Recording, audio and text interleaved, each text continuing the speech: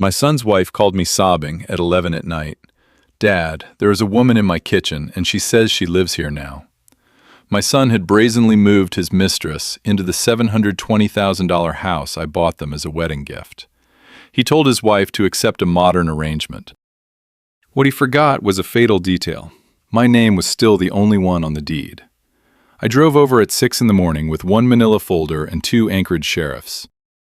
Welcome to Savage Revenge Stories, where powerful tales of betrayal, justice, and redemption come to life. Follow along as a father shares gripping stories filled with wisdom, emotion, and unexpected twists. Sit back and experience revenge told with calm strength and unforgettable impact. I am glad to have you here. Follow my story until the end, and comment your age so I can see what generations are joining me today.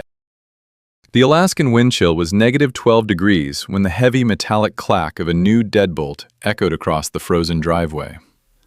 I stood on the porch of the Turn-Again Arm House, overlooking the dark, churning water of the inlet. I watched my son's shivering mistress being escorted out into the biting cold by 2 uniformed officers. Her discarded red designer heels, which had been cluttering the entryway just minutes before, were now sinking into the deep Alaskan snow next to her matched luggage. The heavy, cloying scent of her cheap vanilla perfume hung in the freezing air, fighting the crisp scent of the pine trees. It all started exactly 7 hours earlier. The digital clock on my nightstand read 11:12 when my phone broke the silence of my bedroom. It was Clara, my daughter-in-law. When I answered, all I could hear was the ragged sound of her frantic breathing. The condensation of her breath must have been fogging the glass of her car window because she sounded completely isolated. "Damian," she choked out, her voice barely a whisper. "Preston brought her here. She is in my kitchen unpacking boxes. He says she lives here now." I sat up, the cold dread instantly hardening into absolute clarity. I had spent 40 years building an aviation and freight empire from the ground up right here in Anchorage. I knew exactly how to handle hostile takeovers and corporate sabotage. But this was my own flesh and blood. Preston, a vice president at my firm, had grown entirely addicted to the illusion of power. I asked Clara exactly where she was. She told me she was sitting in her car, in the driveway, with my 7-year-old grandson Leo, trying to keep him asleep in the back seat, while another woman drank wine in his home. Preston had told Clara she needed to accept the new reality and stop being dramatic. He relied heavily on my perceived leniency as a father. He assumed that because I had retired and handed over the daily operations, I had gone soft. He forgot that the massive wedding gift I bought them was deliberately placed in a blind trust. I was the sole executor. His name was nowhere on that property deed. I did not call him. I did not yell or demand an explanation. I made 2 phone calls, one to a local 24-hour locksmith and one to the precinct. By 6 in the morning, the sky was still pitch black and the winter wind was howling off the water. I pulled up to the property just as the police cruiser arrived. When Preston opened the front door, the smug irritation on his face melted the second he saw the silver badges. He was wearing silk pajamas that I immediately recognized from a recent company expense report. Behind him, Roxanne, a woman I had never met but already knew plenty about, stood clutching a steaming mug of Clara's favorite tea. "Dad," Preston stammered, his eyes darting frantically from my face to the officers. "What is this? You cannot just show up here with the police." I did not say a single word to him. I handed the notarized trespassing order and the property deed to the taller sheriff. The officer glanced at the paperwork, nodded, and stepped right past my son.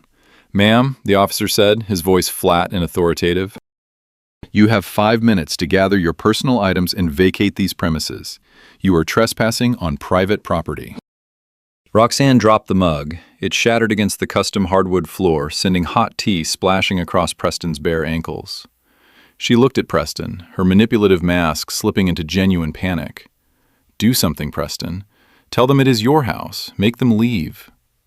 Preston puffed up his chest, trying to pull the corporate rank he used to bully his subordinates at the warehouse. "I am a vice president at Hayes Aviation. You are making a massive legal mistake." The sheriff did not even blink. "I do not care if you are the governor. Your name is not on this deed. Hers is not either. 5 minutes, ma'am, or I remove you in handcuffs." Roxanne scrambled upstairs sobbing loudly, grabbing whatever she could shove into her leather bags. Preston turned his fury toward me. His hands were shaking, but not from the freezing wind blowing through the open door.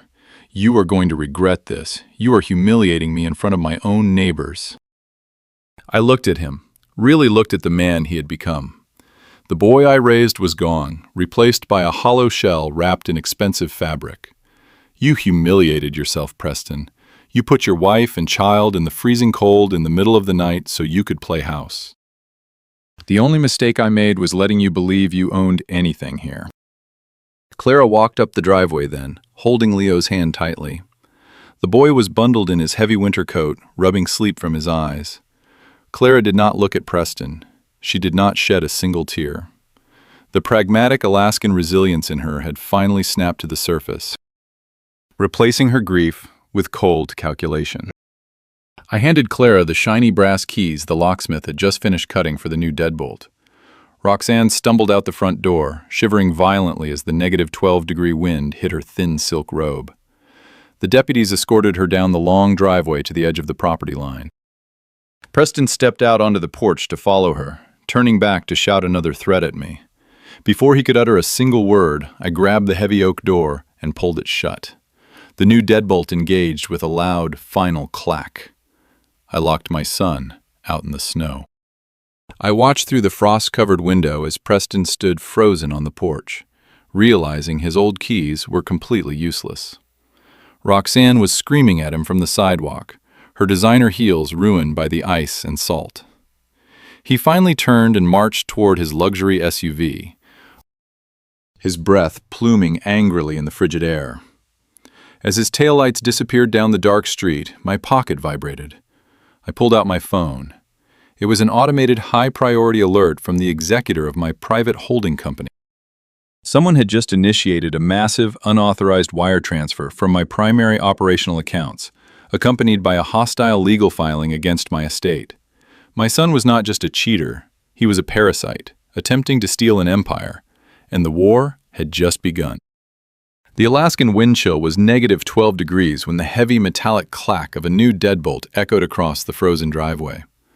I stood on the porch of the Turnagain Armhouse, overlooking the dark, churning water of the inlet. I watched my son's shivering mistress being escorted out into the biting cold by 2 uniformed officers. Her discarded red designer heels, which had been cluttering the entryway just minutes before, were now sinking into the deep Alaskan snow next to her matched luggage. The heavy, cloying scent of her cheap vanilla perfume hung in the freezing air, fighting the crisp scent of the pine trees. It all started exactly 7 hours earlier. The digital clock on my nightstand read 11:12 when my phone broke the silence of my bedroom. It was Clara, my daughter-in-law. When I answered, all I could hear was the ragged sound of her frantic breathing. The condensation of her breath must have been fogging the glass of her car window because she sounded completely isolated. "Damian," she choked out, her voice barely a whisper. "Preston brought her here. She's in my kitchen unpacking boxes. He says she lives here now." I sat up, the cold dread instantly hardening into absolute clarity. I had spent 40 years building an aviation and freight empire from the ground up, right here in Anchorage. I knew exactly how to handle hostile takeovers and corporate sabotage. But this was my own flesh and blood. Preston, a vice president at my firm, had grown entirely addicted to the illusion of power. I asked Clara exactly where she was. She told me she was sitting in her car, in the driveway, with my 7-year-old grandson Leo, trying to keep him asleep in the back seat while another woman drank wine in his home. Preston had told Clara she needed to accept the new reality and stop being dramatic. He relied heavily on my perceived leniency as a father. He assumed that because I had retired and handed over the daily operations, I had gone soft. He forgot that the massive wedding gift I bought them was deliberately placed in a blind trust. I was the sole executor. His name was nowhere on that property deed. I did not call him. I did not yell or demand an explanation. I made 2 phone calls, one to a local 24-hour locksmith and one to the precinct. By 6 in the morning, the sky was still pitch black and the winter wind was howling off the water. I pulled up to the property just as the police cruiser arrived. When Preston opened the front door, the smug irritation on his face melted the second he saw the silver badges. He was wearing silk pajamas that I immediately recognized from a recent company expense report. Behind him, Roxanne, a woman I had never met but already knew plenty about, stood clutching a steaming mug of Clara's favorite tea. "Dad," Preston stammered, his eyes darting frantically from my face to the officers. "What is this? You cannot just show up here with the police." I did not say a single word to him. I handed the notarized trespassing order and the property deed to the taller sheriff. The officer glanced at the paperwork, nodded, and stepped right past my son. "Ma'am," the officer said, his voice flat and authoritative, "you have 5 minutes to gather your personal items and vacate these premises. You are trespassing on private property."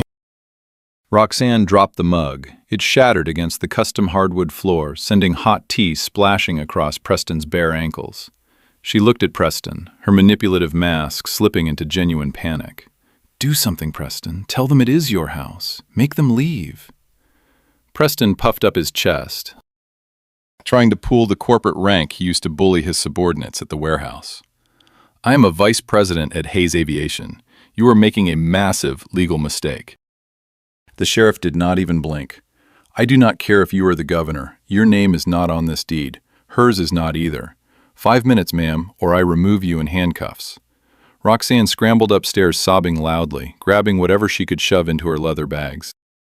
Preston turned his fury toward me. His hands were shaking, but not from the freezing wind blowing through the open door. "You are going to regret this. You are humiliating me in front of my own neighbors." I looked at him, really looked at the man he had become. The boy I raised was gone, replaced by a hollow shell wrapped in expensive fabric. "You humiliated yourself, Preston. You put your wife and child in the freezing cold in the middle of the night so you could play house. The only mistake I made was letting you believe you owned anything here." Clara walked up the driveway then, holding Leo's hand tightly. The boy was bundled in his heavy winter coat, rubbing sleep from his eyes. Clara did not look at Preston.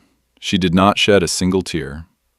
The pragmatic Alaskan resilience in her had finally snapped to the surface, replacing her grief with cold calculation. I handed Clara the shiny brass keys the locksmith had just finished cutting for the new deadbolt. Roxanne stumbled out the front door, shivering violently as the -12-degree wind hit her thin silk robe. The deputies escorted her down the long driveway to the edge of the property line. Preston stepped out onto the porch to follow her, turning back to shout another threat at me. Before he could utter a single word, I grabbed the heavy oak door and pulled it shut. The new deadbolt engaged with a loud, final clack. I locked my son out in the snow. I stared at the glowing screen of my phone as the priority alert flashed a second time. The red text was a glaring violation against the dark Alaskan morning. An unauthorized wire transfer request had been flagged. This was not a panicked mistake made by a desperate man who had just been locked out of his house. This was a highly calculated strike. I turned away from the frost-covered window and walked deeper into the expansive Turnagain Arm property. Clara was sitting at the massive granite kitchen island. Her hands were tightly wrapped around a ceramic mug of coffee she was not drinking.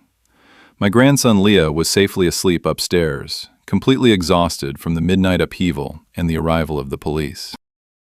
I looked at my daughter-in-law and told her we needed to get into Preston's home office immediately.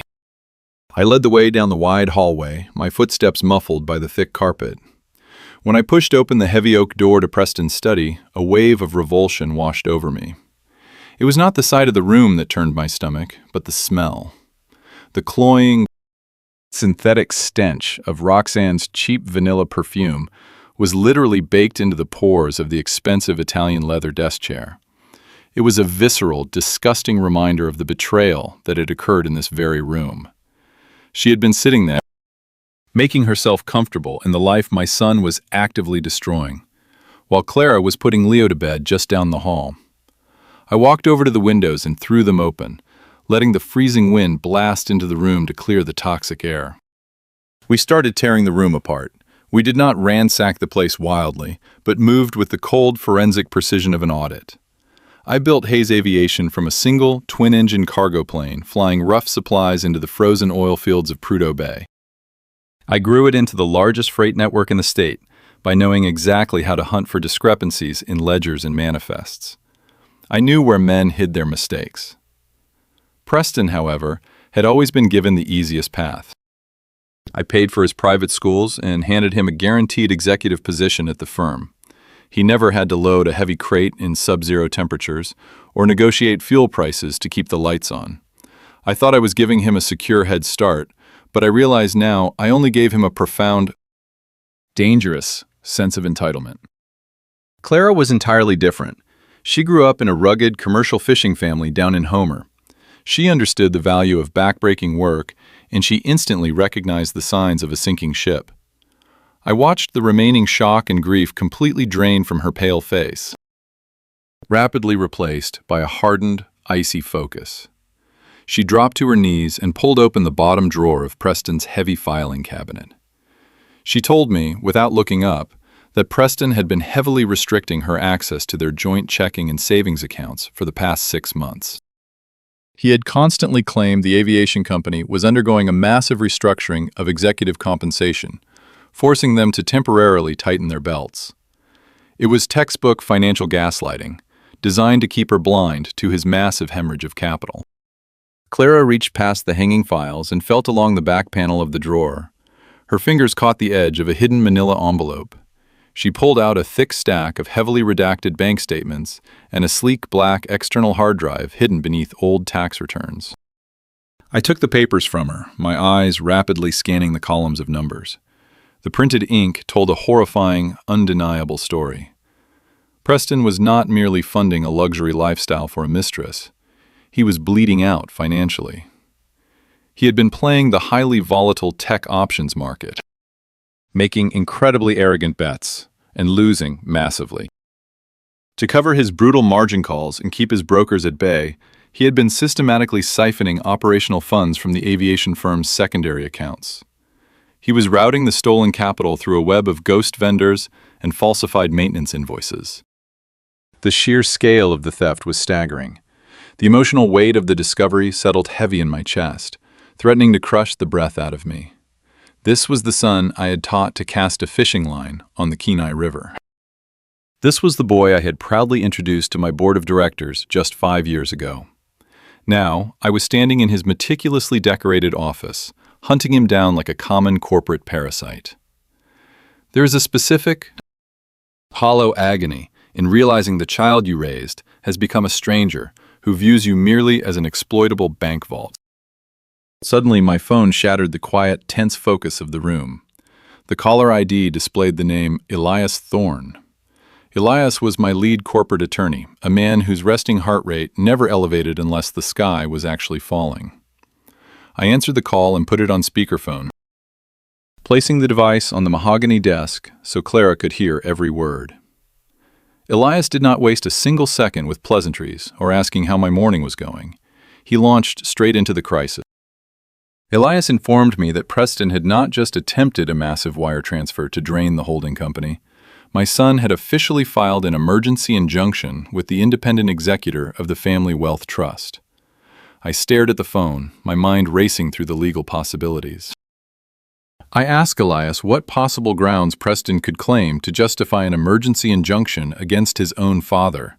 The answer Elias provided made the blood literally freeze in my veins. Elias explained that Preston had submitted a preliminary medical evaluation to the trust executor late last night. The document was signed by a highly paid, private concierge doctor located in downtown Anchorage. That corrupt physician had signed a legally binding report citing that I was suffering from severe, rapidly progressing, early-onset dementia. The diagnosis claimed I was exhibiting highly erratic behavior, paranoia, and a complete inability to manage complex financial affairs. Preston had invoked a deeply buried, archaic clause in the foundational trust agreement, known as a medical succession trigger.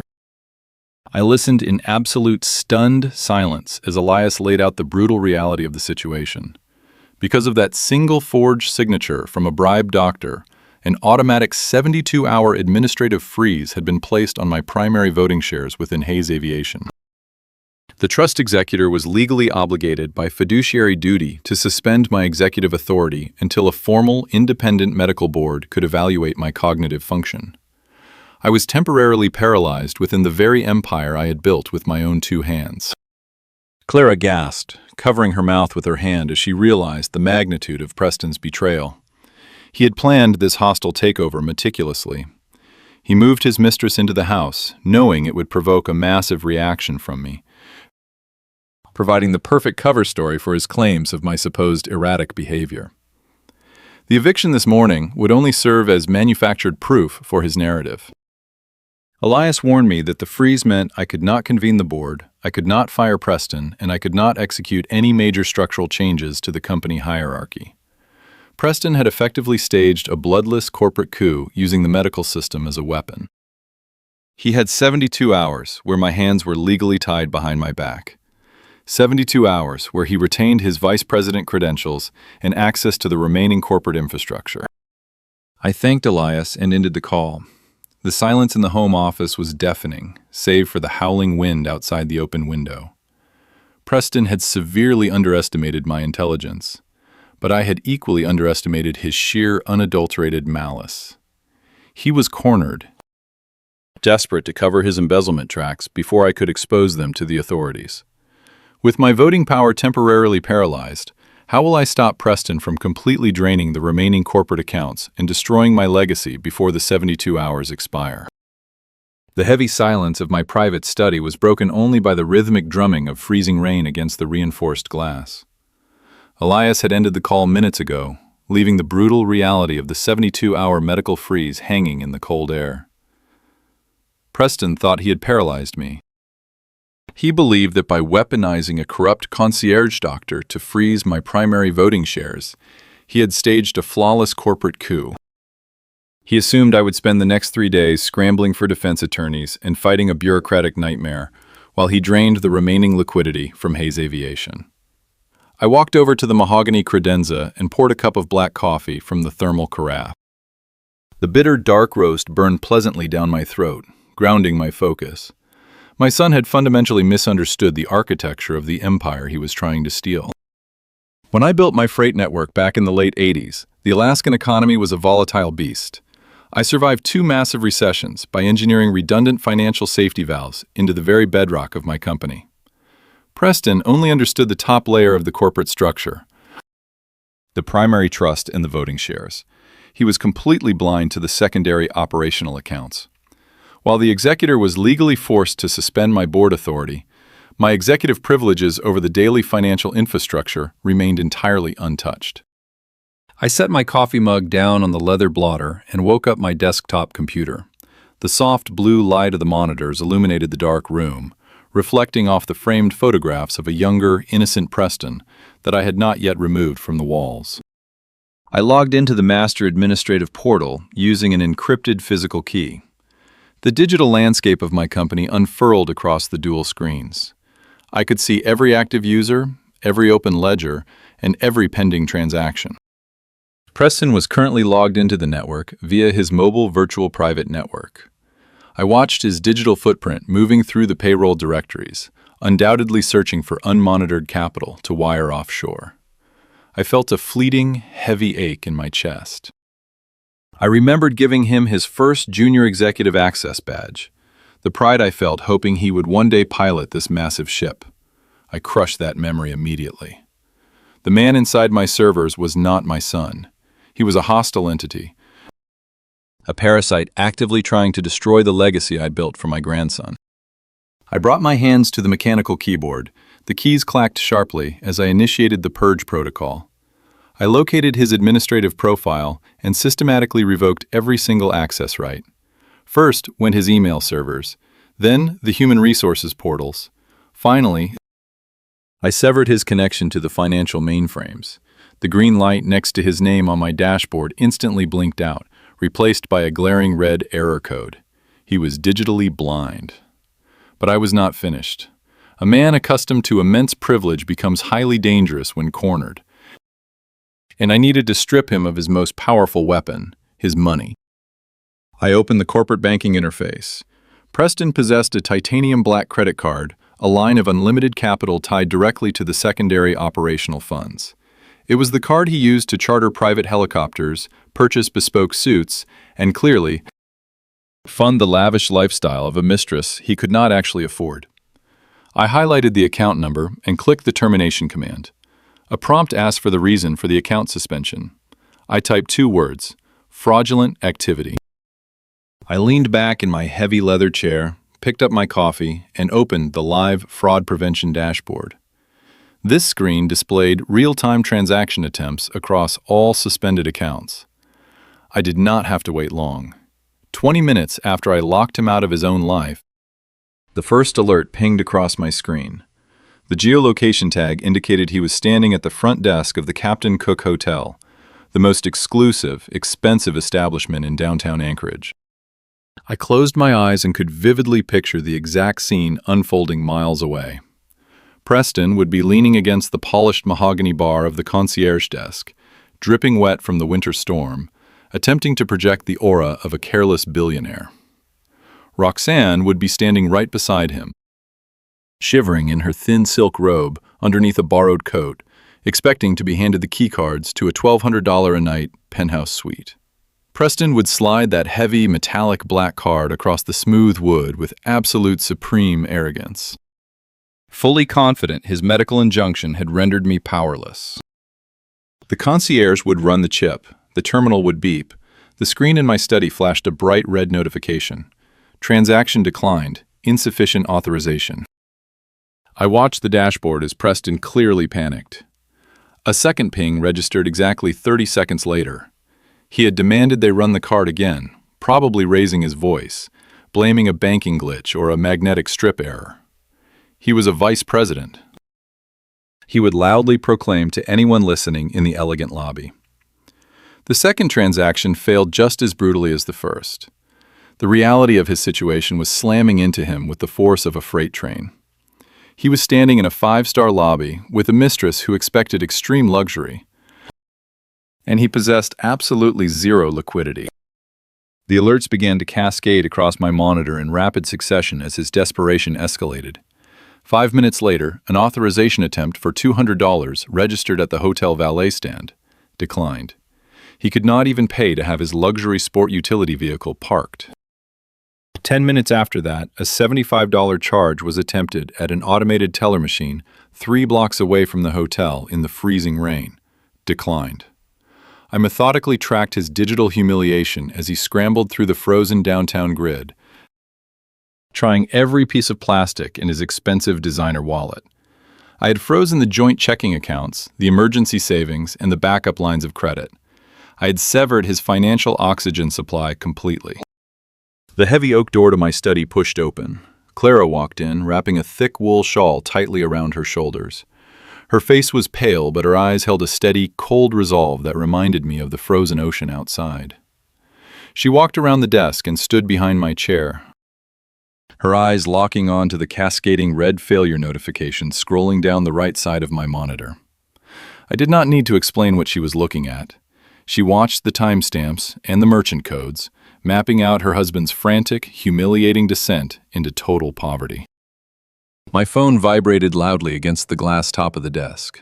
The caller identification displayed a restricted number, but the device was registering an incoming audio message.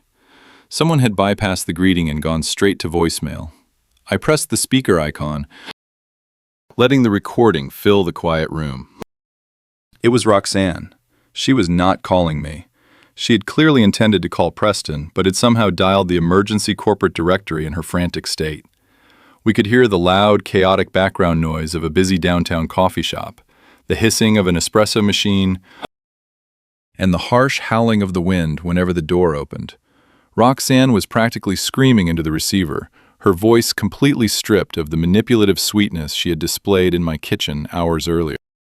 "You told me you handled him," her voice shrieked through the small speaker. "You said the company was yours and the old man was locked out. My card just declined for a cup of coffee, Preston. A cup of coffee. I am sitting in a wet robe in a public diner, and you are outside screaming at an automated machine. You lied to me. You are completely broke. I am not doing this. Do not follow me." The voicemail ended with a sharp click. The toxic, parasitic alliance that had destroyed my son's marriage had fractured the very second the money stopped flowing. Roxanne was not in love with Preston. She was in love with a titanium card that was currently a useless piece of metal sitting in his wet pocket. Clara let out a long, slow breath. The sound was a complex mixture of vindication and profound sadness. She had dedicated 10 years of her life to a man who threw her away for a woman who could not endure even 10 minutes of financial hardship. I turned in my chair and looked at my daughter-in-law. I told her we had successfully neutralized his capital, but the war was far from over. A man like Preston, a narcissist stripped of his wealth, his status, and his audience, does not simply accept defeat. He becomes deeply unpredictable. He was currently wandering the freezing streets of Anchorage, with no shelter, no allies, and a mounting pile of legal and financial ruin closing in around him. He needed leverage to force me to lift the freeze on the corporate accounts. He needed a bargaining chip powerful enough to shatter my resolve and force Clara to negotiate. I saw the exact moment the realization hit Clara. The remaining color drained entirely from her cheeks. Her eyes darted toward the ceiling, looking through the floorboards to the bedroom directly above my study. Preston was completely out of cash, and he was locked out of his home. He only had one vulnerable, priceless asset left in the world to exploit. He was coming for his 7-year-old son. We did not waste a single moment discussing the horrific possibility that hung in the freezing air. Clara grabbed her heavy wool coat while I secured the encrypted hard drive inside her thick leather purse. We rushed out into the bitter Alaskan morning, the freezing rain having transitioned into a dense, blinding snowfall. My vehicle was a heavy-duty, customized truck built specifically to navigate the treacherous winter roads of the Pacific Northwest. The large tires gripped the black ice covering the asphalt as I threw the engine into gear and we tore down the winding coastal highway toward downtown Anchorage. The silence inside the cabin was absolute, thick with a terrifying tension that made it difficult to draw a full breath. Generational wealth is a dangerous and double-edged sword. It provides absolute physical security, but it also breeds a unique, toxic brand of entitlement if left unchecked. My late wife had chosen the Anchorage Preparatory Academy for Leo the day he was born, precisely because she wanted him surrounded by discipline and academic rigor. She believed in establishing deep, unbreakable roots within the local community. I had spent decades cultivating vital relationships with the board members, the headmaster, and the highly influential families who walked those pristine halls. I was a foundational pillar of that institution. Preston knew all of this. He was banking on the arrogant assumption that I would never risk causing a public spectacle on such sacred ground. He thought my lifelong desire to protect my pristine social reputation would somehow override my primal instinct to protect my own blood. He was severely mistaken. We pulled into the circular cobblestone driveway of the academy just as the morning dismissal bell echoed through the crisp air. The parking lot was a meticulously organized fleet of imported luxury sedans and high-end sport utility vehicles. Wealthy parents clustered in small, polite groups, clutching expensive insulated coffee cups while waiting for their children to emerge through the heavy oak doors. I parked my heavy truck directly in the designated fire lane, disregarding every established traffic protocol and drawing immediate stares from the crossing guards. I spotted him instantly through the falling snow. Preston was standing next to his dark luxury vehicle, his expensive silk suit noticeably wrinkled, and his posture rigid with frantic, aggressive energy. He was physically blocking the rear passenger door. I saw my grandson standing on the curb. Leo looked incredibly small and profoundly confused, his heavy canvas backpack sliding off his tiny shoulder. Preston reached out and aggressively grabbed the collar of the boy's winter jacket, attempting to shove him into the dark leather interior of the vehicle. In the brief struggle, the child's left winter mitten slipped from his small hand. The bright red knitted fabric fell to the ground, landing softly in a dirty gray snowbank piled near the curb. That tiny, discarded piece of wool looked incredibly vulnerable against the harsh winter elements. It was a perfect, heartbreaking physical manifestation of the innocence caught in the crossfire of this corporate warfare. I stepped out of my truck, my boots crunching heavily against the salted pavement. Clara flanked my right side, her fingers gripping the thick strap of the leather purse that contained the absolute destruction of her husband. We did not run. We did not raise our voices. In modern American high society, a public screaming match is the ultimate sign of weakness and lack of control. True, undeniable power is always executed through calculated, terrifying silence. I closed the distance between us just as Preston reached down to pick up the boy. I placed my right hand firmly flat against the cold glass of the car window, physically preventing him from opening the door any further. Preston spun around, his eyes wide and severely bloodshot from a night of immense stress and profound failure. The arrogant smirk he tried to muster completely failed to reach his eyes. "Dad," he said, his voice straining to remain casual and unbothered. "What a pleasant surprise. I am just taking my son out for an early lunch. We have some private family matters to discuss." I looked down at Leo. The boy's eyes were wide with innocent fear, his bare left hand turning pink in the freezing air. I knelt down, picked up the bright red mitten from the icy snowbank, and gently brushed the wet snow crystals from the soft fabric. I handed it to my grandson and softly told him to go stand next to his mother. Preston shifted his weight, attempting to block the boy, but Clara stepped forward with an icy, undeniable authority. She wrapped her arms around Leo and pulled him securely against her side, shielding him from his own father. "You are violating a legal medical injunction," Preston hissed, leaning in close so the surrounding parents could not hear his desperate panic. "You are legally incapacitated. I hold the power of attorney. The trust executor has already suspended your authority. You cannot stop me from taking my own child." The dramatic irony saturating the freezing air was almost intoxicating. Preston was standing in a private school parking lot, gloating about a temporary medical freeze, entirely oblivious to the lethal weapon resting just inches away from him. He had absolutely no idea that Clara was clutching the digital ledgers inside her purse. He did not know we possessed the forensic proof of his massive options trading losses, his forged ghost vendor invoices, and the systematic embezzlement he used to fund his mistress. He firmly believed he was holding a royal flush, entirely unaware we had already burned down the entire casino. I leaned in, ensuring my voice was low enough to remain a private conversation, but sharp enough to slice through his remaining ego. "You have a 72-hour administrative freeze on a corporate voting board, Preston. That piece of paper does not grant you the legal right to kidnap a child from a school zone." He scoffed, adjusting his expensive cashmere scarf to hide his trembling hands. "It is not kidnapping. I am his father. I have joint legal custody." "You currently have zero liquidity," I reminded him quietly, watching the remaining false confidence shatter. "Your black card was declined at a hotel bar an hour ago. Your secondary accounts are frozen solid. Your mistress left a voicemail on the corporate server, calling you a liar because you could not buy her a cup of coffee. Where exactly are you planning to take this boy? You cannot even afford to buy him a warm meal today." The color rapidly drained from his face as the reality of his financial paralysis was spoken aloud in the cold air. He glanced nervously over his shoulder. Several prominent Anchorage executives, men who sat on the charity boards I funded, had stopped their polite conversations. A state senator I had known for 20 years was standing near a silver vehicle, his eyes narrowing as he assessed the altercation. They were all watching us. They could not hear the specific words, but they could read the body language perfectly. They saw a composed, respected patriarch standing opposite a disheveled, erratic young man. I used my towering local reputation to socially box him into an inescapable corner. I softly suggested he get into his vehicle and drive away immediately, before I asked the headmaster to call the local authorities regarding a disturbed individual trespassing on school grounds.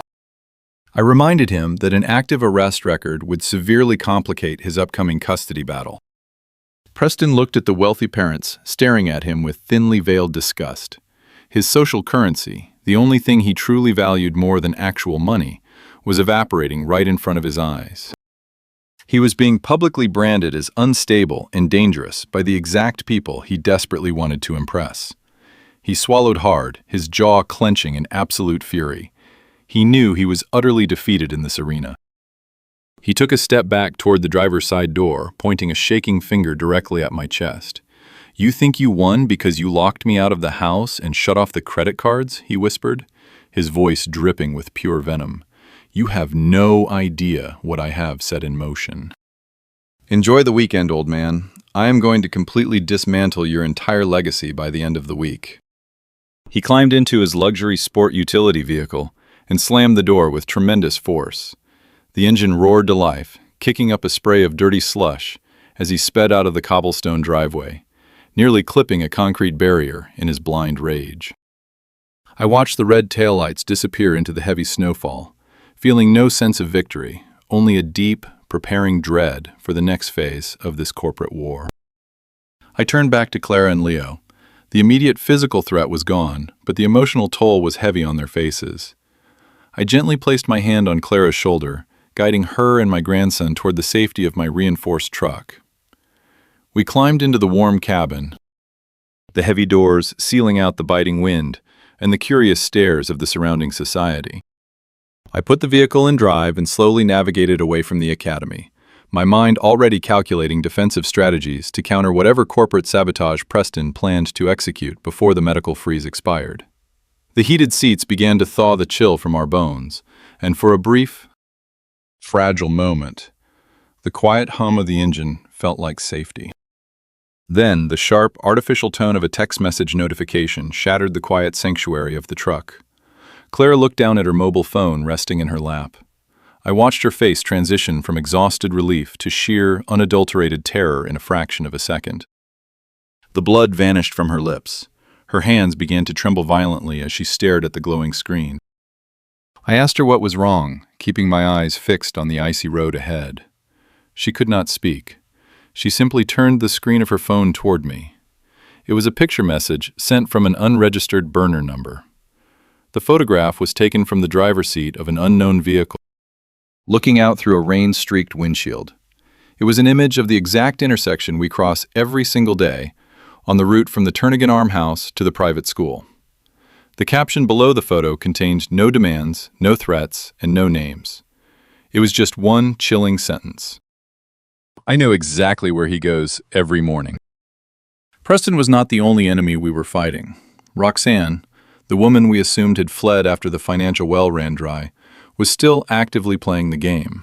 She was desperate, she was dangerous, and she was watching our every single move. I immediately pulled the heavy truck to the side of the icy road, the tires grinding harshly against the salted asphalt. I memorized the unregistered burner number from Clara's glowing screen and forwarded the terrifying image directly to my head of corporate security. I did not waste time with reassurances. Action is the only true antidote to panic. Within 10 minutes, I had a highly specialized team of former military contractors dispatched to the Turnagain Arm property. Clara and Leo were placed under a relentless 24-hour protective perimeter. The house was locked down into an impenetrable fortress. Roxanne wanted to play psychological games by sending photographs of my grandson, but she severely underestimated the sheer militant force a billionaire can deploy when his bloodline is threatened. Once I knew Clara and Leo were securely surrounded by armed professionals, I faced a completely different battlefield. I could not stay at the house to stand guard in the snow. Tonight was the annual Anchorage Winter Solstice Charity Gala.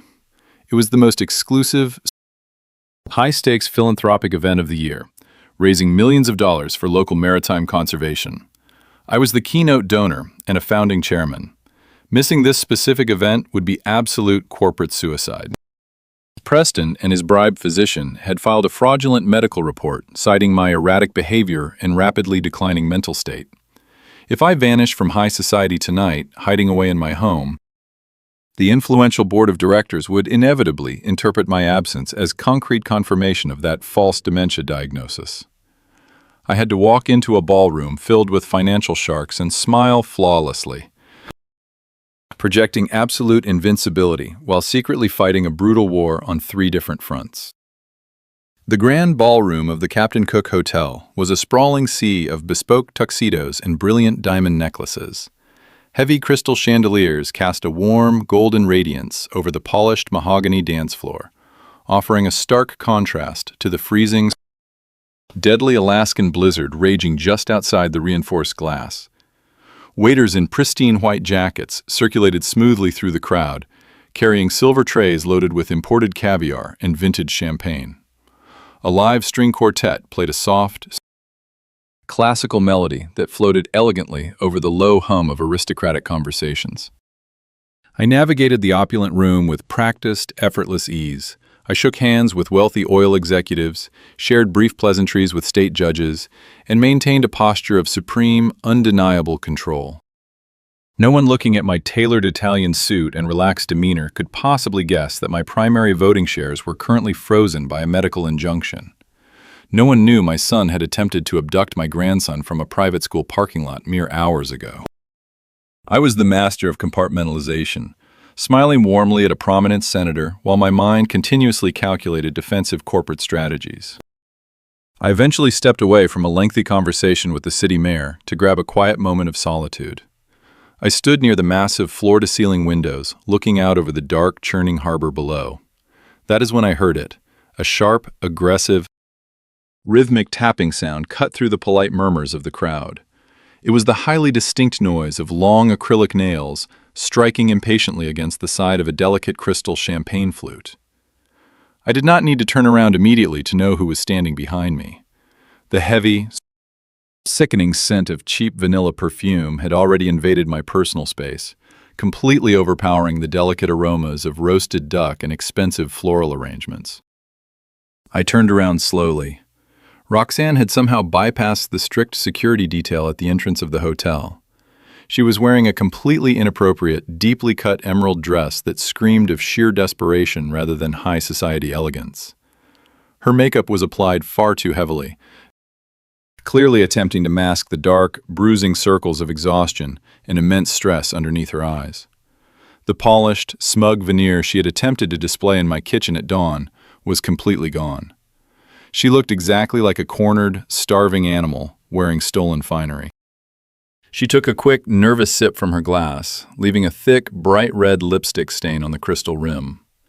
"You are a very hard man to get close to, Damian," she purred, though her voice shook with a harsh tremor she could not quite suppress.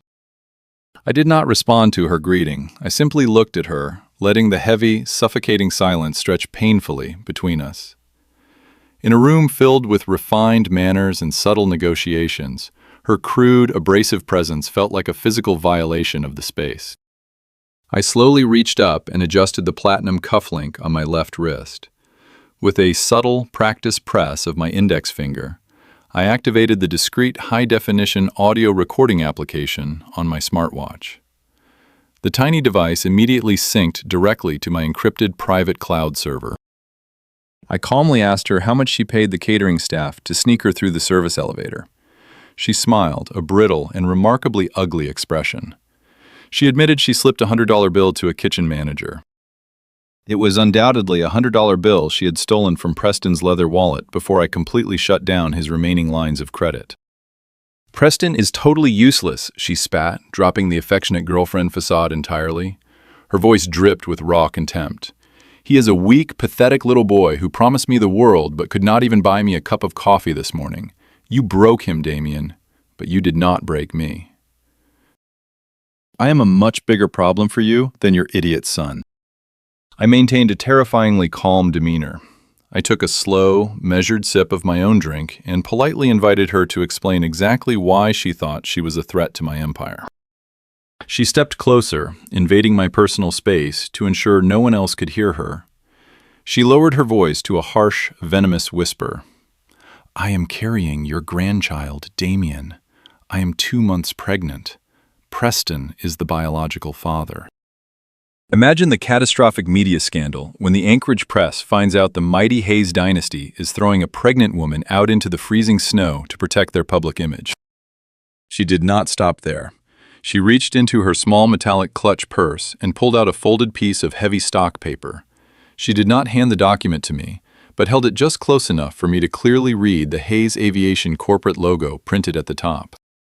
"This is a manifest from your International Freight Division," she hissed, her eyes wide with manic energy. "I spent the last 3 months watching Preston stumble drunkenly through his home office. I made digital copies of everything he touched.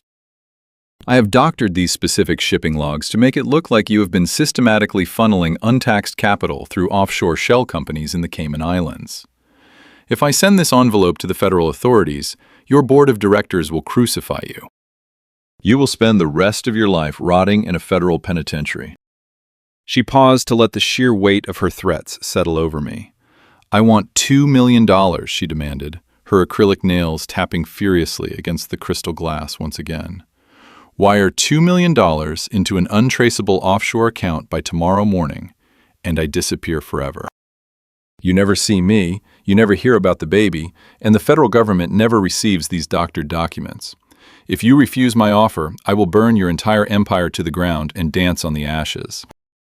She stood there, breathing heavily, her chest heaving, fully convinced she had just successfully checkmated a billionaire. I did not flinch. I did not raise my voice or show a single ounce of fear. I took another slow sip of my champagne, savoring the crisp taste before speaking. "You are a remarkably terrible liar, Roxanne," I said softly, making sure the hidden microphone on my wrist captured every single clear syllable. "You are not pregnant.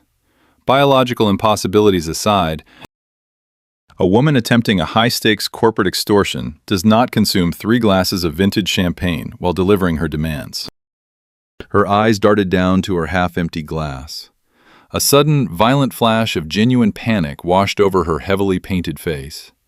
I pressed my advantage immediately, my voice dropping to a glacial, unyielding tone that cut straight through her false bravado. "Furthermore, forging international shipping manifests to implicate a domestic freight company is a severe federal crime. Extortion is a federal crime. But your absolute biggest mistake was assuming I did not know exactly who you were the very moment you set foot inside my son's house." I leaned in closer, forcing her to step backward until her bare shoulders hit the heavy velvet curtains covering the window. "My private investigators ran a comprehensive deep dive background check on you at 4 in the morning while you were packing your bags in the Turnagain Arm House. Your real name is not Roxanne, and you are certainly not looking to start a new family with my son. You are currently legally married to a man named Marcus Sterling. Marcus is serving a 15-year sentence for aggravated wire fraud in a maximum security federal prison down in the state of Nevada." The crystal flute slipped from her trembling fingers. It shattered loudly against the polished marble floor, drawing startled glances from a few nearby socialites, but I quickly shifted my broad shoulders to block their view of her complete humiliation. Her entire body began to shake uncontrollably. She suddenly realized she had walked completely blind into an inescapable trap. "You targeted Preston because he was a wealthy, arrogant fool with daddy issues," I continued, methodically dismantling her entire existence piece by piece. "You desperately needed $2 million to pay off the massive gambling debts your husband accrued behind bars, before the violent prison syndicates collect his head. You thought you could use my son as a blank check, but you will not use me. I have your entire criminal confession recorded right now. I have the physical evidence of your extortion in your hand. I am going to let the local authorities handle it." I reached into my tailored jacket pocket to retrieve my mobile phone, fully intending to summon the hotel security director to detain her quietly until the police arrived. But as my fingers grazed the cold metal of the device, it began to vibrate with a violent, uninterrupted rhythm. This was not a standard text message. This was not a minor financial alert regarding a declined credit card. This was the absolute highest-level emergency override tone, a sound programmed exclusively for my primary corporate infrastructure. I pulled the phone from my pocket and stared at the glowing screen. Roxanne and her pathetic, failed extortion attempt instantly vanished from my mind. The blood rushed out of my head. A catastrophic security protocol had just been triggered at the downtown corporate headquarters. The massive, heavily guarded primary server room housing the foundational financial data of Hayes Aviation had just been violently breached. I abandoned Roxanne, trembling against the heavy velvet curtains of the Captain Cook Hotel. The catastrophic alarm blaring from my secure mobile device demanded absolute focus.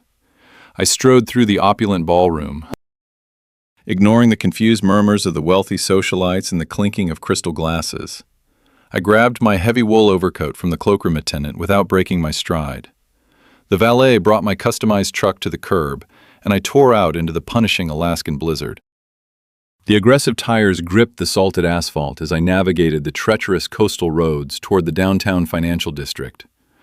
My mind raced through our corporate disaster recovery protocols. A primary server breach was the ultimate logistical nightmare. Those climate-controlled mainframe racks contained the absolute lifeblood of Hayes Aviation. Every shipping manifest, every payroll ledger, and most crucially, the raw forensic data documenting my son's extensive financial fraud resided in that specific room. The scene at the corporate headquarters was total chaos, painted in strobing red and blue lights. 3 Anchorage fire engines had formed a massive blockade around the glass and steel skyscraper. Hundreds of night shift logistics employees stood huddled on the frozen sidewalks, shivering under silver emergency blankets. The heavy snowfall partially obscured the towering structure, but I immediately noticed a terrifying absence of smoke. A traditional commercial blaze would produce thick black plumes billowing violently into the night sky. The air surrounding the plaza smelled entirely wrong. There was no scent of burning drywall or melting plastic. Instead, a sharp, bitter metallic odor hung heavily in the freezing wind. It smelled like ionized ozone and discharged industrial chemicals. I bypassed the police barricade, my local authority granting me immediate access to the incident command center. Marcus, my lead director of information technology, was standing near a mobile command tent. His face was completely drained of color, his hands shaking violently as he clutched a waterproof diagnostic tablet. He did not look like a man who had just escaped a deadly inferno. He looked like a man who had just witnessed a targeted assassination. I placed a steady hand on his shoulder, projecting an eerie, unshakable calm, despite the catastrophic operational loss we were currently facing. I asked him for a direct, unfiltered status report. Marcus stammered, his rapid breath creating thick white clouds in the frigid air. He explained that there was never any actual fire. The building's automated thermal sensors had registered a critical temperature spike inside the main server vault, instantly triggering the catastrophic safety protocols. He described the terrifying sequence of events, recalling the sharp, chemical hiss of high-pressure gas venting through overhead pipes, just seconds before the heavy vault doors automatically sealed. The system deployed a massive payload of halon gas directly into the restricted server environment. Halon is an incredibly aggressive fire suppression agent. It violently displaces oxygen and drops the ambient temperature at a staggering rate. The sudden, extreme thermal shock, combined with the corrosive nature of the chemical discharge, had physically shattered the delicate internal platters of the hard drives. The raw financial data was not simply erased. It was physically pulverized into useless metallic dust. The sheer calculation behind the attack was breathtaking. Preston did not hire a common thug with a baseball bat or a cheap can of gasoline. He orchestrated a pristine, white-collar sabotage. He knew a conventional fire would trigger an exhaustive federal arson investigation. But an automated halon discharge caused by a faulty thermal sensor mimicked a tragic electrical malfunction perfectly. The corporate insurance adjusters would blame aging infrastructure, completely missing the malicious intent. My son had effectively eradicated the digital trail of his embezzlement without leaving a single fingerprint on the weapon. I built this pristine data center decades ago, painstakingly ensuring the security of our corporate infrastructure. Watching my own flesh and blood weaponize my safety protocols against me was a profound, chilling betrayal. As I stood in the frozen parking lot, digesting the sheer magnitude of the destruction, a dark sport utility vehicle breached the police perimeter. The heavy tires ground to a halt just inches from the incident command tent. Clara threw the driver door open and stepped out into the blizzard. She had left the safety of our Turnagain Arm estate, leaving Leo secured under the watchful eyes of my private military contractors. She wore a thick winter parka, her dark hair whipped violently by the relentless coastal wind. She did not look frightened by the flashing lights or the armed authorities. She looked like a hardened soldier arriving at the front lines of a brutal war. She marched directly toward me, ignoring the chaotic shouting of the emergency responders. She reached deep into the insulated pockets of her winter coat and pulled out a sleek, black object. It was the encrypted external hard drive she had secretly copied from Preston's home office earlier that morning. She pressed the cold metal casing firmly into my palm. Her bare fingers lingered against mine for a fraction of a second, communicating a silent, unbreakable alliance.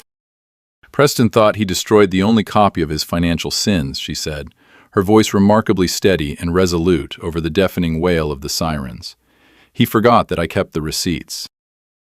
I gripped the hard drive tightly, the cold metal feeling like a loaded weapon in my hand. Clara had just handed me the absolute key to our survival. At that exact moment, an encrypted message pinged on my secure mobile device. It was an urgent, highly classified update from my lead private investigator.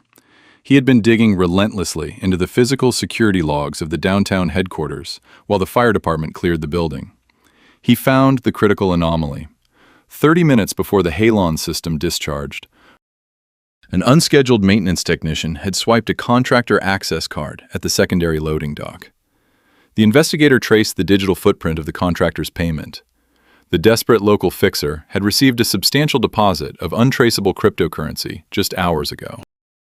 But the digital wallet that funded the illicit transaction was routed through a proxy server my investigator easily cracked. The origin Internet Protocol address belonged to a mobile device registered directly to Preston. We had the irrefutable proof connecting him to the sabotage. A surge of cold vindication rushed through my veins. We possessed the physical backup of the stolen ledgers, and we held the undeniable digital footprint proving he orchestrated the server room attack. We had the necessary ammunition to bury him completely and permanently. I turned to Clara to share the monumental breakthrough, anticipating the relief that would surely wash over her exhausted face. But before I could speak a single word, the screen of my phone illuminated with another incoming notification. This one carried the unmistakable, dread-inducing signature of Elias Thorne, my lead corporate attorney. Elias delivered a crushing, breathless update that instantly paralyzed the victory I was about to claim. Preston was not waiting for the metaphorical smoke to clear. He had already capitalized on the massive chaos he created. While I was standing in the freezing snow coordinating with the fire chief, Preston had issued an emergency executive mandate to the entire board of directors. He cited the catastrophic destruction of the primary data center as undeniable, terrifying proof of my gross negligence and rapidly declining cognitive stability. He leveraged the active medical freeze on my voting shares to demand an immediate, mandatory board meeting at dawn. My son had weaponized the chemical ashes of my server room to trigger a formal corporate vote. He intended to strip me of my title, my company, and my legacy forever. The sun would rise in exactly 3 hours, and I had to walk into a room full of terrified shareholders who were entirely ready to throw me to the wolves. The harsh Alaskan sun began to breach the jagged peaks of the Chugach Mountains, casting long, bleeding shadows across the frozen city of Anchorage. I did not have time to change my clothes or wash the sharp metallic scent of ionized gas from my heavy wool overcoat. I rode the private glass elevator up to the executive penthouse of Hayes Aviation alongside Clara. The 3-hour countdown had evaporated. It was time to walk into the slaughterhouse. I'd spent decades turning a rugged frontier logistics company into a global freight empire. And the men sitting inside that boardroom were individuals I had personally made extraordinarily wealthy. But corporate loyalty is an incredibly fragile illusion. It evaporates the exact moment the profit margins are threatened. I pushed open the massive double mahogany doors. The opulent executive sanctum was already packed. A dozen minority shareholders and senior directors sat around the massive, custom-built frosted glass conference table. A thick, suffocating tension immediately choked the room the second I crossed the threshold. Conversations abruptly died. Eyes darted away from mine, fixing uncomfortably on expensive leather portfolios or steaming porcelain coffee cups. These were men who had eaten at my dinner table. Men who had celebrated my late wife's charitable foundations. Now, they were shifting in their expensive ergonomic chairs, fully prepared to strip me of my life's work based on a forged medical document and a staged catastrophe. Preston was already standing at the head of the room, occupying the space right next to the primary presentation screens. He had found time to shower and change into a pristine, impeccably tailored charcoal suit. His hair was perfectly styled. He looked every inch the dynamic, capable young vice president, ready to shoulder the heavy burden of a failing patriarch. He projected absolute, unwavering confidence. I took my seat at the opposite end of the long glass table. Clara stood quietly near the rear exit, blending into the shadows of the room, clutching her leather purse. Preston cleared his throat, adjusting his silk tie before addressing the assembled executives. He did not sound angry or vindictive. He utilized a perfectly practiced, sickeningly smooth tone of deep sorrow. He told the board that his heart was incredibly heavy today. He spoke about my legendary contributions to the Alaskan economy, praising my historical brilliance while simultaneously burying my current competence. He pointed to the smoking ruin of our primary server facility just miles away, claiming the disastrous halon gas discharge was the direct result of my erratic, unhinged directive to bypass routine maintenance protocols. He referenced the 72-hour medical freeze currently paralyzing my voting shares, solemnly informing the room that a trusted physician had diagnosed me with severe cognitive failure. It was a masterfully slick presentation. He was framing himself as the reluctant savior of the company, stepping up to protect the shareholders from a madman. I watched the faces of the board members. Several of them were nodding slowly, buying the tragic narrative hook, line, and sinker. They were terrified of losing their dividends, and Preston was offering them a clean, immediate solution. But as Preston continued weaving his web of lies, my eyes dropped to the floor beneath the frosted glass conference table. I noticed a subtle, rapid movement. Preston's right leg was bouncing up and down with a frantic, rhythmic intensity. His knee was vibrating uncontrollably against the underside of the expensive table. It was a tiny, involuntary physical betrayal. His voice was smooth and his posture was commanding, but underneath that polished corporate armor, his nervous system was completely short-circuiting. He was absolutely terrified. When he finished his opening statement, he formally called for an emergency vote of no confidence to permanently remove me as chairman of the board. He turned his smug, victorious gaze toward me, waiting for my defense. I knew that simply denying his claims would look exactly like the defensive paranoia of a dementia patient. I needed him to overplay his hand and permanently cement his guilt on the official corporate record. I reached for the heavy silver pen resting on my leather legal pad. As my fingers grasped the cold metal, I deliberately engaged a brilliant, painful physical performance. I allowed my right hand to begin shaking. The tremor was subtle at first, just a slight quiver of my knuckles, but I amplified it, letting the heavy silver pen rattle audibly against the wooden table. The rhythmic clicking sound echoed through the dead-silent boardroom. I kept my eyes cast downward, feigning the posture of a confused, exhausted old man who had finally lost the strength to fight. The board members stared at my shaking hand. A wave of profound pity and uncomfortable validation washed over their faces. They believed the medical report was entirely accurate. I was witnessing my own social funeral. Preston saw the tremor and took the bait instantly. The frantic bouncing of his knee stopped. A massive, arrogant grin spread across his face. He leaned over the table, speaking directly into the primary recording microphone that documented every official corporate session. "Look at him," Preston mocked, his voice dripping with triumphant venom.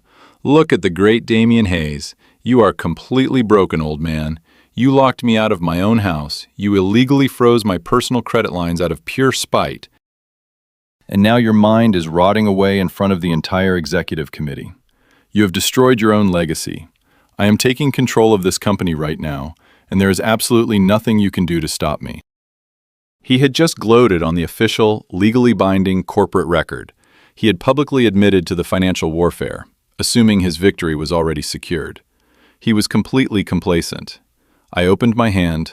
The silver pen dropped onto the leather pad. The rattling stopped instantly. I raised my head, my posture snapping into rigid, terrifying authority.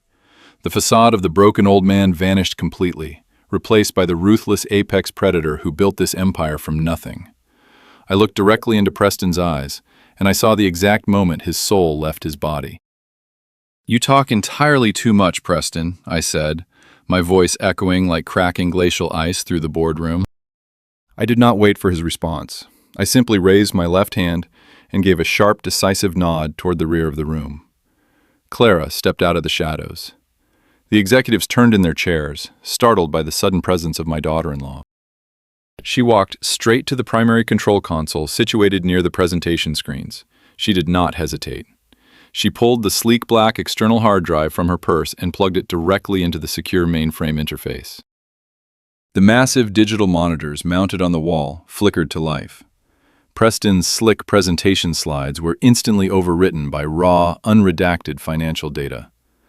Clara projected the hidden ledgers in towering, undeniable high definition. "These are the secondary operational accounts Preston claimed were safe," I announced, standing up from my chair and commanding the room with absolute certainty. "For the past 8 months, the vice president of this company has been systematically embezzling millions of dollars to cover catastrophic losses in the offshore options market." I pointed to the cascading columns of numbers illuminating the dark room. Clara clicked a button on the remote, highlighting a specific sequence of wire transfers. The board members gasped as they read the massive sums routed to fabricated ghost vendors. "But stealing capital was not enough to satisfy his arrogance," I continued, my voice rising over the shocked murmurs of the shareholders. Clara switched the display to the digital footprint my private investigator had uncovered just hours ago. A massive cryptocurrency transfer appeared on the screen, linking Preston's personal mobile device directly to a known local criminal operative. "This transaction occurred exactly 30 minutes before our primary server facility was attacked," I declared, driving the final nail into his coffin. "He did not step up to save this company from my negligence. He hired an arsonist to trigger the halon gas system, intentionally destroying the corporate mainframe in a desperate, pathetic attempt to vaporize the digital evidence of his own theft." The reaction was instantaneous and incredibly violent. The board members, the same men who were prepared to execute my career just moments ago, turned on Preston with feral intensity. Chairs scraped harshly against the floor as executives stood up, shouting demands for his immediate arrest and complete financial restitution. The room descended into absolute chaos. Preston was completely cornered. The pristine corporate image he had spent his entire life cultivating was reduced to absolute ash in front of his peers. He looked at the damning evidence glowing on the screens. Then he looked at Clara, realizing his wife was the architect of his destruction. His mind completely snapped. He let out a primal, guttural scream. He lunged across the frosted glass conference table, sweeping coffee cups and legal pads onto the floor in a blind, violent rage. 2 burly executives immediately tackled him, pinning his arms against the heavy wood, but he fought against them like a rabid animal. "You think you won," Preston screamed, spit flying from his lips as he struggled against the men holding him down. "You think projecting some stolen numbers changes anything. You cannot touch me. I am a blood beneficiary of the Hayes Generational Wealth Trust. You cannot cut me out, old man. The trust fund guarantees my ultimate victory. I will outlive you, and I will inherit every single penny of this empire, no matter what you do, today." I stared down at my son, listening to his desperate, venomous boast echo through the chaotic boardroom. The adrenaline pumping through my veins suddenly turned to ice. He was laughing maniacally as corporate security finally breached the doors to drag him out of the room. I turned away from the spectacle and immediately pulled my mobile phone from my pocket, dialing Elias Thorne. The sheer, terrifying confidence in Preston's final scream had just forced me to uncover a fatal legal flaw that threatened to render this entire victory completely meaningless. The echo of Preston's deranged laughter still bounced around my skull as the heavy oak doors of the executive boardroom swung shut. I had just detonated his pristine corporate image in front of the entire shareholder committee. He was currently being dragged out of the building by armed security, stripped of his vice president title, and exposed as a reckless embezzler. By all conventional metrics of corporate warfare, I had achieved a flawless, absolute victory. But his final, venomous scream about the Generational Wealth Trust had injected a paralyzing dose of pure terror directly into my veins. Preston was a malignant narcissist, but he was not an idiot regarding his inheritance. He knew the foundational architecture of our family fortune better than anyone. I signaled for Clara to follow me. We bypassed the congratulatory murmurs of the remaining executives and rode the private glass elevator down to the subterranean parking garage in total silence. The adrenaline that had sustained me through the brutal morning was rapidly evaporating, replaced by a cold, heavy dread. We climbed into my customized truck and drove straight toward the private legal district of downtown Anchorage. The weather outside was deteriorating at an alarming, violent pace. The pale morning sun had been entirely swallowed by a massive, bruised purple weather front rolling aggressively over the Chugach Mountains. The barometric pressure was plummeting so fast my ears popped inside the pressurized cabin of the vehicle. Meteorologists had been warning about a late-season storm, but the dense, blinding sheets of snow beginning to hammer against my windshield signaled the arrival of a legendary Alaskan blizzard. We arrived at the pristine, unmarked building housing the offices of Elias Thorne.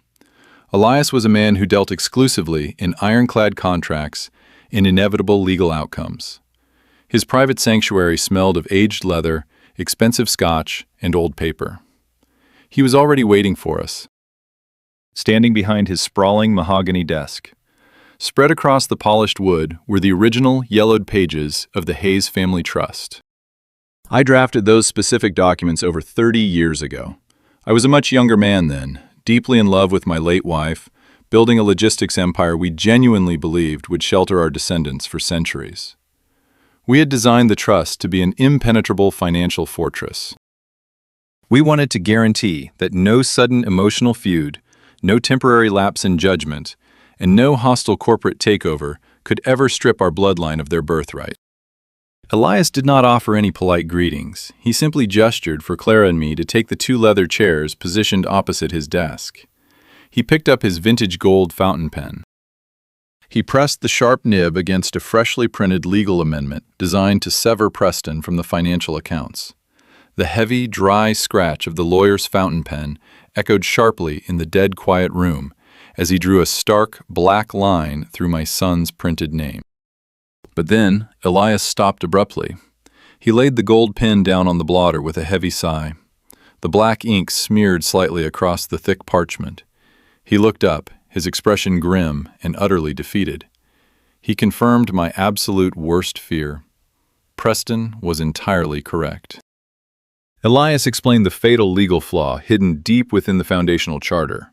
The fortress my wife and I built was simply too strong. We had included an archaic, irrevocable clause specifically designed to prevent arbitrary disinheritance by a future, potentially unstable patriarch.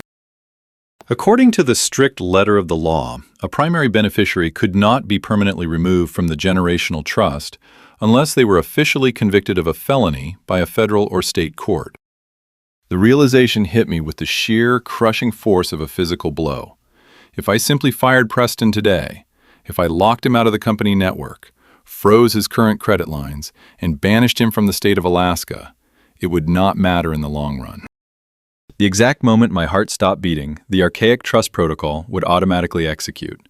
Preston would instantly inherit billions of dollars in liquid assets, the entire aviation fleet, and absolute, unchecked control over my grandson's financial future. He would take the empire I spent 4 decades bleeding for and run it straight into the ground to satisfy his own pathetic vanity. The psychological toll of this discovery weighed on me like a suffocating blanket of lead. To permanently sever the tumor from our family, I had to hand the surgical knife directly to the federal government. I had to package the encrypted ledgers Clara secured, the irrefutable proof of the server room sabotage, and the digital cryptocurrency footprints tracing the bribe to the arsonist. I had to take all of that ammunition and deliver it straight to the district attorney. I had to intentionally, deliberately send my only child to a maximum security penitentiary for the next 20 years. I leaned forward, resting my head in my hands. The heavy burden of the patriarch was actively crushing the soul of the father. Regardless of the monster Preston had become, I still remembered teaching him how to tie his own shoes. I remembered watching him graduate. Condemning your own flesh and blood to a cage of steel and concrete is a choice that fundamentally destroys a man from the inside out. I sat in agonizing silence, staring at the smeared ink on the lawyer's desk, completely paralyzed by the horrific magnitude of the decision. Clara shifted in her heavy leather chair. The pragmatic, fierce survival instinct she inherited from generations of rugged Alaskan commercial fishermen snapped to the surface. She did not demonstrate an ounce of hesitation or sentimental weakness. She provided the cold, calculating logic I desperately needed. She leaned across the desk and softly reminded me that Preston had already made his choice. She stated clearly that he did not care about my legacy, and he certainly did not care about her or Leo. He had moved a toxic, manipulative mistress into her kitchen while her son slept down the hall. He had attempted to physically abduct that same child from a school parking lot to use as leverage. He had triggered a catastrophic chemical gas attack on a building filled with innocent employees just to cover his own theft. Clara looked me directly in the eyes and declared that if Preston inherited the billions hidden inside the trust, he would use every single penny to destroy us. He would hire legions of ruthless attorneys to rip Leo away from her purely out of spite. "You cannot save a man who is actively trying to drown you, Damian," Clara said, her voice completely devoid of any trembling or doubt. "You have to cut the anchor line. You have to protect the grandson you still have, instead of dying for the son you already lost." Her absolute certainty sliced through my remaining paralyzing guilt. She was entirely correct. The boy I raised was dead, replaced by a corporate predator who viewed us as nothing more than obstacles.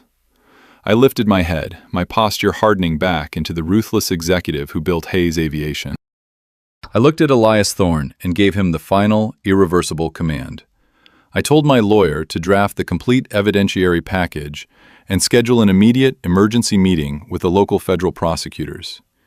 We were going to initiate full criminal proceedings. We left the law office and stepped out into an absolute terrifying whiteout. The Alaskan blizzard had escalated into a catastrophic weather event. The visibility was reduced to less than 10 feet. The wind howled with a deafening mechanical roar, driving sharp crystals of ice horizontally through the freezing air. The entire city of Anchorage was shutting down, the roads becoming impassable sheets of black ice buried under rapid snowdrifts. I engaged the four-wheel drive system on my heavy truck, navigating the treacherous coastal highway back toward the Turnagain Arm estate with extreme caution. The journey took twice as long as usual, the dense snow perfectly mirroring the suffocating isolation closing in around our family. We finally reached the massive wrought iron gates of my property. The specialized team of former military contractors I hired earlier were patrolling the perimeter, their dark tactical gear barely visible through the raging storm. We pulled up to the main house, eager to get inside to the warmth and safety of the reinforced walls where Leo was waiting. I parked the truck near the front porch, the wind immediately biting through my heavy coat the second I opened the door. But before Clara could step down from the passenger side, a sudden, erratic movement caught my attention through the blinding curtain of snow. A solitary figure was stumbling up the long, freezing driveway, fighting against the gale-force winds.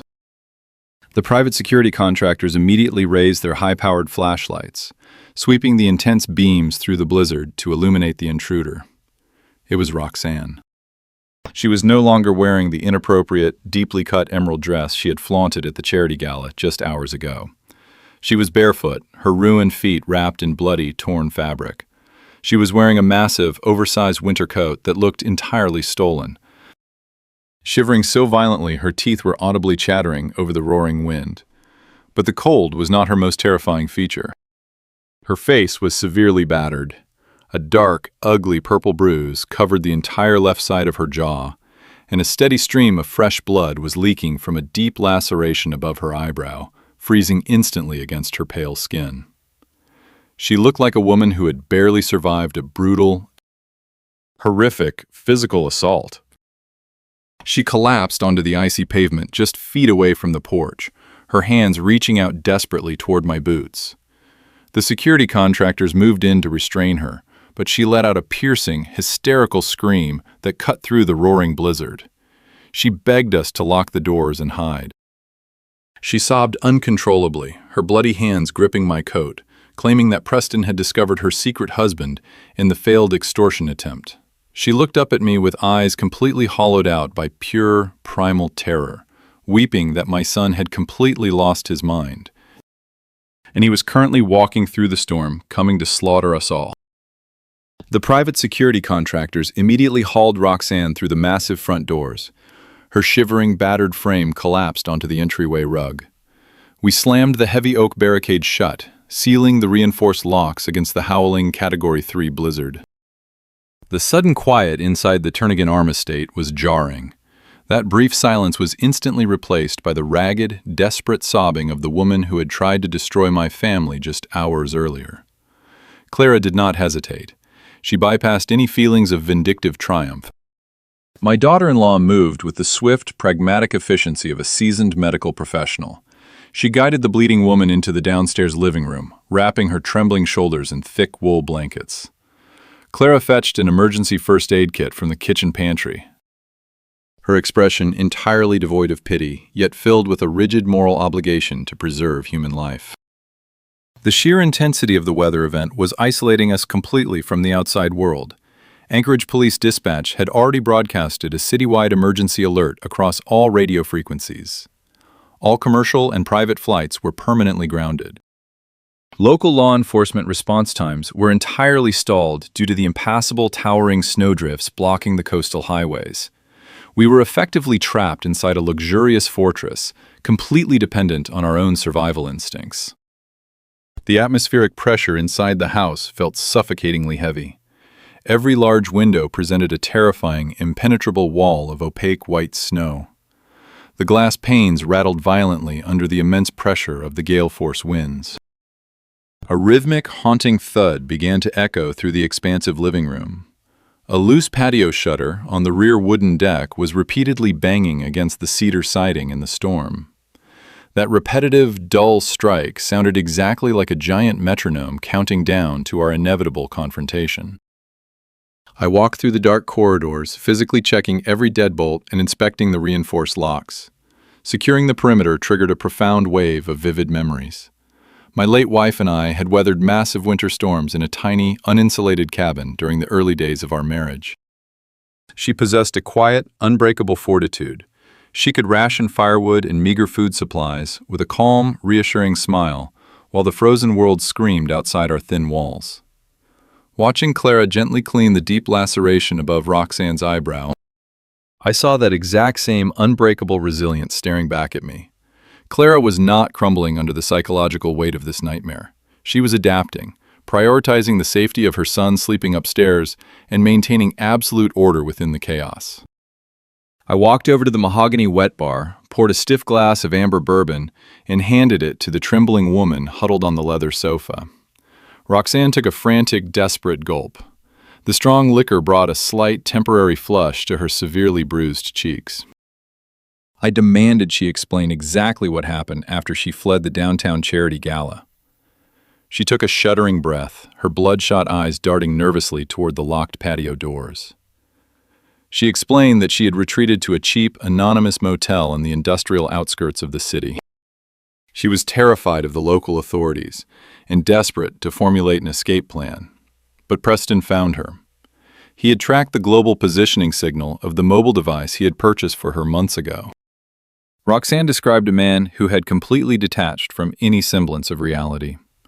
Preston had returned from the disastrous boardroom meeting entirely stripped of his sanity.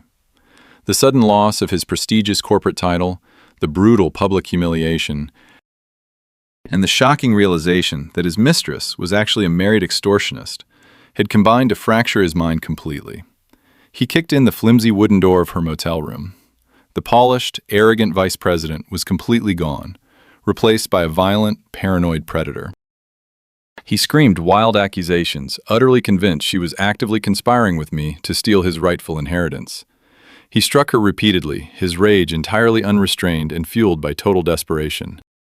She only managed to escape because a neighboring guest heard the violent commotion and yelled a threat to call the police. That provided a brief, crucial distraction. She ran into the freezing storm without adequate winter boots, stealing a discarded oversized coat from a commercial dumpster. She blindly followed the coastal highway toward the only residential property she recognized. She sat huddled in the corner of my living room, staring blankly at her bandaged, bloody feet. The cruel irony of her situation was absolute. She had spent months manipulating a wealthy executive, dreaming of luxurious penthouses, expensive sports cars, and unlimited titanium credit cards. Now, The hollow wealth she desperately chased had transformed into a literal frozen nightmare. She was trapped inside a multi-million-dollar mansion, hunted by the very monster she helped create, with zero chance of survival if those reinforced doors gave way. The luxurious surroundings offered absolutely no comfort against the primal fear radiating from her broken body. Her expensive acrylic nails were chipped and broken. Her designer makeup was smeared into a dark mask of tears and dried blood. She finally understood the true, terrifying cost of her greed. I left her weeping on the sofa and walked toward the front foyer to consult with my private security team. I opened the front door just a few inches. The lead contractor, a massive former military operative named Vance, forced his way inside to deliver a bleak tactical update. Vance was covered from head to toe in thick white powder. He reported that the blizzard was rendering their expensive tactical equipment completely useless. Their advanced thermal imaging cameras were entirely blinded by the sheer density of the falling snow.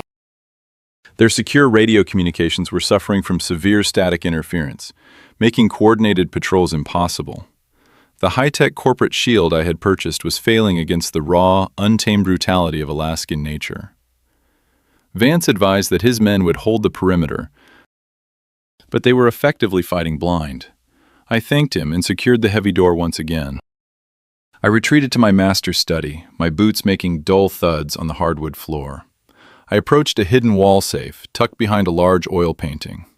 I entered the numerical code, pulled the heavy steel door open, and retrieved a well-maintained pump-action shotgun. I loaded the tubular magazine with slow, deliberate precision. Each heavy shell slid into place with a satisfying metallic click. I had not fired a weapon in anger in over 30 years. However, the fundamental, primal instinct to protect my bloodline superseded any civilized corporate etiquette. I walked back into the main hallway, clutching the cold steel of the barrel. The sight of the weapon caused Roxanne to whimper and pull the wool blankets tighter around her neck. Clara simply nodded, recognizing the grim necessity of lethal force. The pacing of the evening slowed to a crawling, agonizing crawl. We sat in the dim, ambient light of the living room, listening to the relentless roar of the wind. The continuous, haunting thud of the loose patio shutter served as a grim reminder of our vulnerability. Every shifting shadow looked like a lethal threat. Every creak of the settling floorboard sent a sharp spike of adrenaline straight into my heart. I positioned myself near the bottom of the grand wooden staircase, maintaining a clear line of sight to both the front entrance and the rear deck glass doors. Clara sat nearby on a structured armchair. She held a heavy iron fireplace poker across her lap, her eyes wide and intensely alert. The waiting was a unique, excruciating form of psychological torture. We were essentially sitting in a gilded cage, waiting for a rabid animal to find the key. Then, without any warning, the low ambient hum of the central heating system abruptly died. The elegant crystal chandeliers above our heads flickered wildly for a fraction of a second before plunging the entire house into absolute, suffocating darkness. The power grid had not failed naturally from the weather. The timing was entirely too precise. My property was equipped with massive industrial backup generators designed to activate instantly upon grid failure. They remained completely silent. Someone had manually severed the main electrical lines and systematically destroyed the automated failsafes. The room was pitch black, instantly growing colder as the freezing air seeped through the window panes. We sat perfectly still in frozen silence, our breathing shallow and rapid. Through the deafening howling wind, a new, highly distinct sound emerged. It was the heavy, deliberate crunch of heavy boots stepping onto the snow-covered wood of the front porch. The heavy, deliberate crunch of boots moving across the snow-covered wooden planks of the front porch sent a razor-sharp spike of adrenaline straight into my chest. The Category 3 blizzard was roaring violently against the Turnagain Arm estate, but that specific, localized sound cut through the deafening weather with terrifying clarity. Someone was testing the structural integrity of my sanctuary. I stood at the base of the grand staircase, gripping the cold steel of the loaded pump-action shotgun. Roxanne whimpered softly from the dark corner of the living room, pulling the thick wool blankets completely over her battered face. Clara remained seated in the structured armchair, her fingers tightening around the heavy iron fireplace poker. The intruder did not waste time pounding on the reinforced solid oak of the main entryway. The footsteps retreated from the front porch, crunching heavily along the side perimeter of the house. He was moving toward the secondary entrance, located near the kitchen mudroom. The architectural layout of the property was deeply ingrained in my mind. The side door possessed a decorative pane of reinforced frosted glass. A massive, explosive crash shattered the absolute darkness of the house. The sound of breaking glass was immediately followed by the aggressive, shrieking howl of the freezing Alaskan wind rushing into the heated corridor. The brutal cold instantly invaded the primary living space. He had violently breached the perimeter. I raised the heavy barrel of the shotgun, my thumb resting securely on the mechanical safety switch. I moved silently across the hardwood floor, intercepting the narrow hallway that connected the kitchen to the main living area.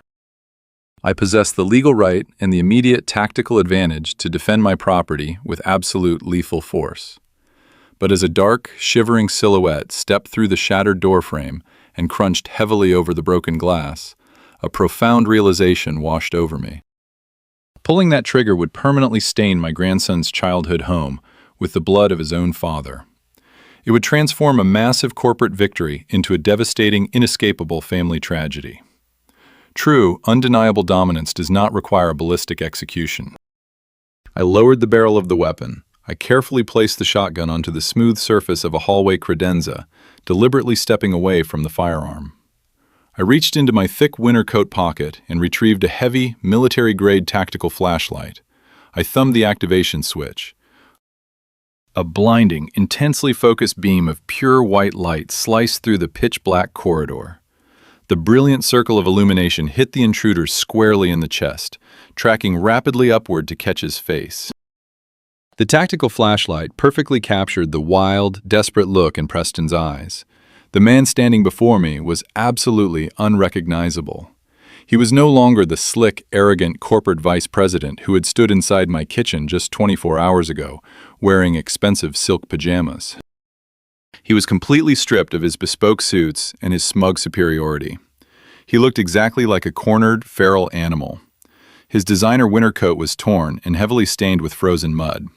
His perfectly styled hair was matted flat against his skull by the freezing rain. His face was entirely pale, his lips carrying a dangerous cyanotic blue tint from extreme exposure to the negative temperatures. He held a heavy steel tire iron in his right hand, his knuckles completely white from the death grip he maintained on the improvised weapon. He raised his left arm to shield his highly dilated eyes from the blinding glare of my flashlight. "Turn it off," he hissed, his voice cracking painfully from the frigid air. I did not lower the beam. I kept the intense light pinned directly on his face, forcing him to stand illuminated in his own absolute ruin. "You broke into my house, Preston," I said, my voice projecting a calm, glacial authority that completely overpowered the howling wind pouring through the shattered mudroom door. "You are trespassing on my property. Drop the metal bar." He let out a harsh, broken laugh that quickly dissolved into a ragged cough. He did not drop the tire iron, but the tip of the heavy metal rod slowly lowered toward the floor. There was no chaotic physical brawl. He lacked the actual physical stamina to assault me, and he knew I could retrieve the shotgun in a fraction of a second. This was entirely a high-stakes, psychological battle of wills taking place in the freezing darkness. He leaned heavily against the hallway wall, his chest heaving as he gasped for air. "You took everything from me," he snarled, the raw bitterness leaking out of every single syllable. "You locked me out of my own life. You turned the entire executive board against me. You completely destroyed my reputation in front of the entire city of Anchorage." I remained perfectly still, letting his pathetic, delusional accusations fill the icy corridor. "You destroyed yourself, Preston," I countered, my tone completely devoid of any parental warmth or sympathy. "You chose to embezzle millions of dollars from the aviation firm. You chose to hire a criminal operative to sabotage a commercial server room. You chose to manipulate a married extortionist and move her into your wife's kitchen. I simply exposed the reality you carefully hid behind a corporate title you never actually earned." Preston struck the drywall violently with the side of his fist. "You never let me earn it," he screamed, his voice echoing loudly up the grand staircase. You built a massive, towering empire and forced me to live permanently inside its shadow.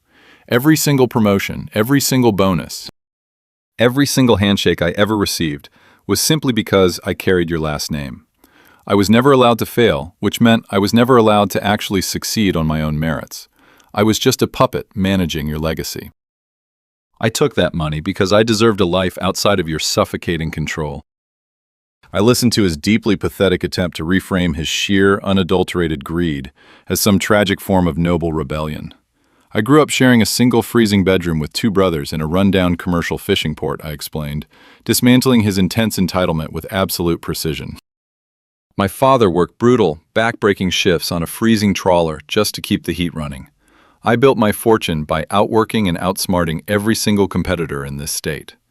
I handed you the absolute summit of the mountain, and you had the sheer audacity to complain about the altitude? You did not steal because you felt overshadowed, Preston. You stole because you are fundamentally lazy. You wanted the extreme luxury of a billionaire without possessing the actual intelligence or the relentless work ethic required to maintain it. Preston opened his mouth to deliver another venomous excuse, but a calm, feminine voice cut through the dark hallway, silencing him completely. He did not steal for freedom, Clara said, stepping forward from the shadows of the living room. She moved past me, standing right at the edge of the flashlight beam. She did not carry the heavy iron fireplace poker. She approached her husband completely unarmed, relying entirely on the devastating power of the absolute truth. Clara stared directly into the wild, desperate eyes of the man she had loved for a decade. He stole because he possesses a massive, fragile ego that requires constant, expensive validation, she declared, delivering a crushing verbal blow that systematically destroyed his remaining dignity. My father died with less than $1,000 in his bank account, but he never once compromised his integrity. He never abandoned his family. You traded your 7-year-old son's entire future to cover a pathetic margin call and to impress a woman who abandoned you the very second your credit card declined. Leo is sleeping upstairs right now, completely terrified of the monster his father has become. You failed as an executive. You failed as a husband. But your most unforgivable sin is your absolute failure as a father. The profound, undeniable reality of Clara's words hit Preston with the destructive force of a physical impact. His shoulders slumped forward. The heavy steel tire iron slipped from his frozen fingers, crashing loudly against the hardwood floor. He had no more excuses. He had no more corporate authority to hide behind. His wife and his father had completely dismantled his entire identity, leaving him with absolutely nothing but the hollow, freezing reality of his own pathetic actions. He stood quietly in the blinding beam of the tactical flashlight for a long, agonizing moment. The wind continued to howl aggressively through the shattered side door, dropping the ambient temperature inside the hallway well below freezing. Then, a deeply terrifying shift occurred in his posture. The frantic, cornered panic vanished from his bruised face, replaced by a cold, vacant, and highly dangerous resolve. He reached a trembling hand deep into the interior pocket of his ruined designer winter coat. I tensed, preparing to lunge forward if he produced the concealed firearm. But he did not pull out a weapon. He pulled out his mobile phone. The bright, artificial light of the digital screen illuminated his pale chin.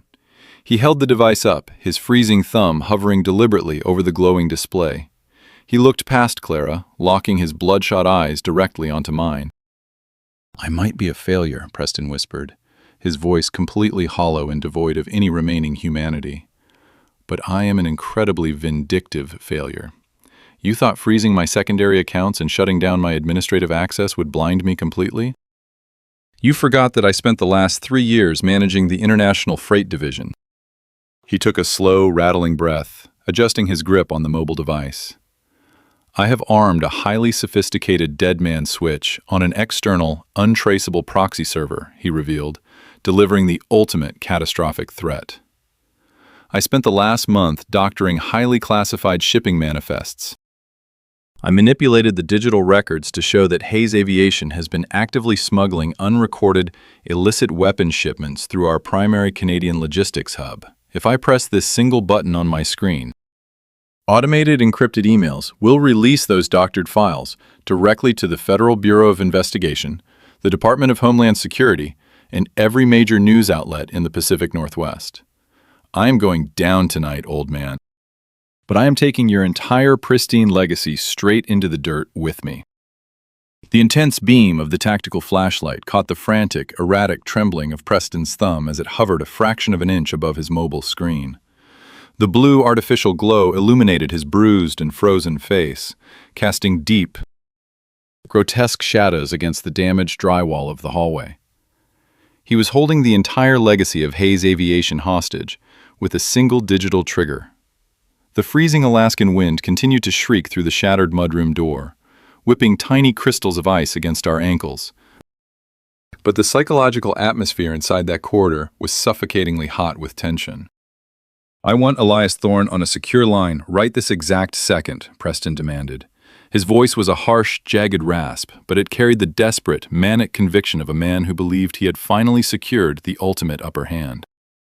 "You are going to instruct your lawyer to draft a complete and immediate transfer of all primary voting shares.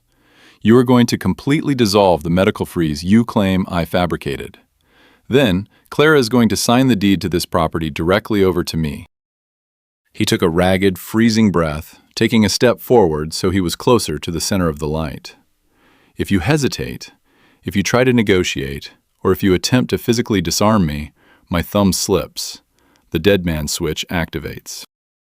Highly encrypted data packets containing those doctored international shipping manifests will instantly route to the Federal Bureau of Investigation and the Department of Homeland Security. Your pristine shipping empire will be seized by federal agents by dawn.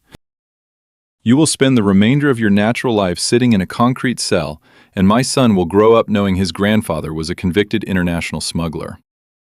Clara stood completely still beside me. She did not raise the heavy iron fireplace poker she was gripping. She simply stared at the man who was actively threatening to destroy the financial foundation of their child's future. The silence stretched out, filled only by the mechanical howling of the blizzard outside. Preston was waiting for my absolute submission. He expected me to drop the heavy flashlight. He expected me to beg for the preservation of my life's work. Instead, I smiled. It was not a warm or paternal expression. It was a cold, predatory display of absolute corporate dominance. I lowered the beam of the tactical flashlight just slightly, directing the harsh light away from his eyes and onto the glowing screen of his weaponized mobile device. "You possess a fundamental, catastrophic misunderstanding of how actual power operates, Preston," I said quietly. My voice was completely steady, slicing through his manic energy like a razor blade. True power does not wait for an ambush in the dark. True power anticipates the ambush, builds a cage around the battlefield, and quietly waits for the enemy to lock themselves inside. Preston furrowed his brow, his thumb twitching nervously over the digital button. "What are you talking about?" he spat, his false confidence wavering for a fraction of a second. "This is not a bluff. The files are loaded. The routing protocols are active. Do not test me." "I am not testing you," I replied, taking a slow, deliberate step forward.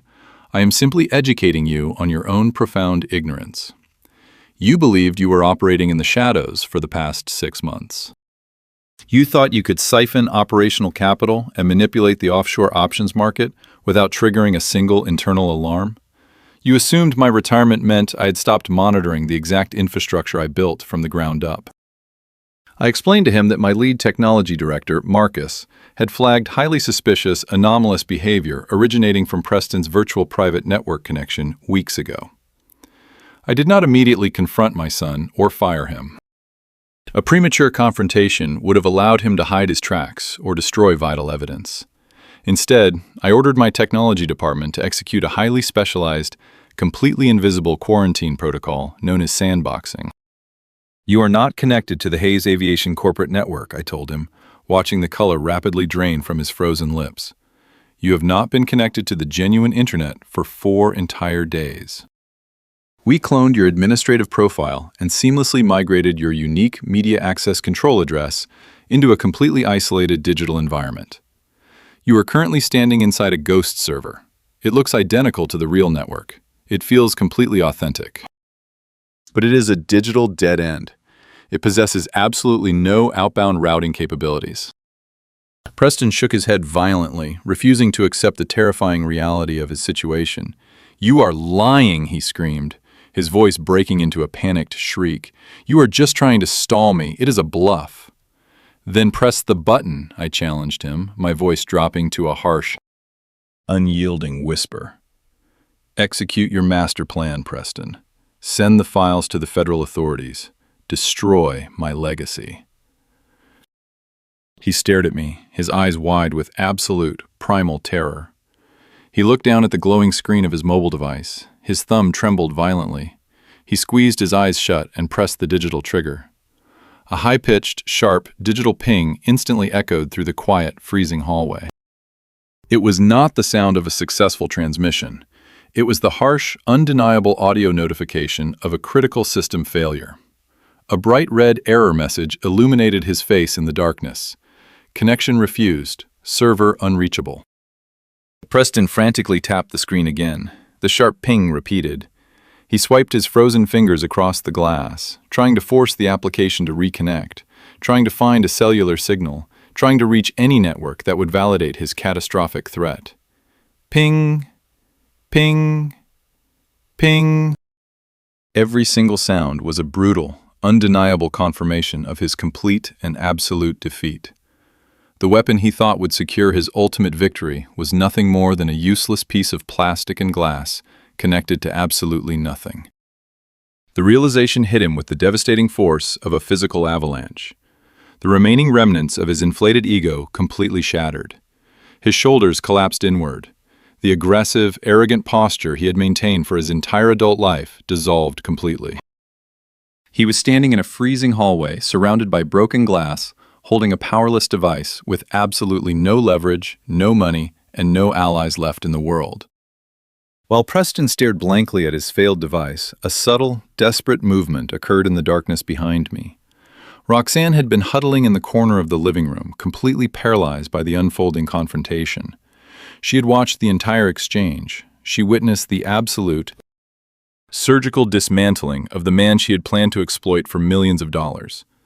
She possessed a highly refined criminal survival instinct, and she recognized immediately that this house was no longer a potential gold mine. It was a highly secure trap, and federal prosecutors were inevitable. She slowly pushed the thick wool blankets off her battered shoulders. She did not say a single word.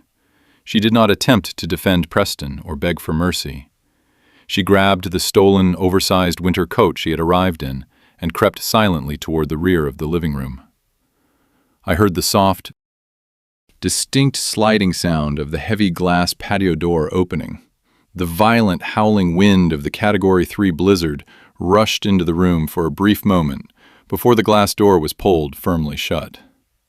Roxanne chose to take her chances in the deadly, freezing whiteout rather than face the brutal legal consequences waiting for her inside my home. She abandoned Preston without a second thought, slipping into the dark storm to save herself. Preston did not even notice she was gone. His fingers slowly uncurled. The mobile device slipped from his frozen grip and fell to the hardwood floor, the glass screen shattering upon impact. The sharp sound of breaking glass seemed to finalize the complete destruction of his entire world. He dropped to his knees in the freezing puddle of melted snow and broken glass accumulating near the shattered mudroom door. He buried his face in his cold, trembling hands. The house fell into a heavy, suffocating silence, broken only by the continuous roaring of the Alaskan wind outside. I looked down at my son, feeling a complex, painful mixture of absolute relief and profound tragedy. The corporate war was officially over. But the silence was suddenly pierced by a new, highly distinct mechanical sound. It was not the wind, and it was not the rattling of the loose patio shutter. It was the aggressive, high-pitched whine of powerful two-stroke engines cutting through the deep snow. The sound grew rapidly louder, multiplying as multiple vehicles approached the perimeter of the Turnagain Arm estate. Clara walked slowly toward the front window, peering through the frost-covered glass. The blinding whiteout was suddenly pierced by the intense, sweeping beams of powerful blue and red strobe lights. The Anchorage Police Department had arrived. I had tipped off the local precinct hours ago, immediately after Roxanne had showed up battered on my porch. I knew Preston was completely unstable, and I knew the standard patrol vehicles could never navigate the impassable coastal roads. I had explicitly requested the specialized winter rescue and tactical unit. The heavy crunch of snowmobile tracks echoed across the front yard, signaling the final, inescapable arrival of the law. Preston slowly lifted his head from his hands, staring blankly toward the flashing blue lights reflecting off the hallway walls, realizing his reign of terror was officially finished. The flashing strobe lights of the Anchorage police snowmobiles cast frantic red and blue shadows across the shattered glass covering my hallway floor. 5 heavily armed tactical officers poured through the breached mudroom door, their thick winter boots tracking frozen mud over the custom hardwood. They did not shout or draw their weapons. The absolute absence of any resistance from the man kneeling on the floor made violent force unnecessary.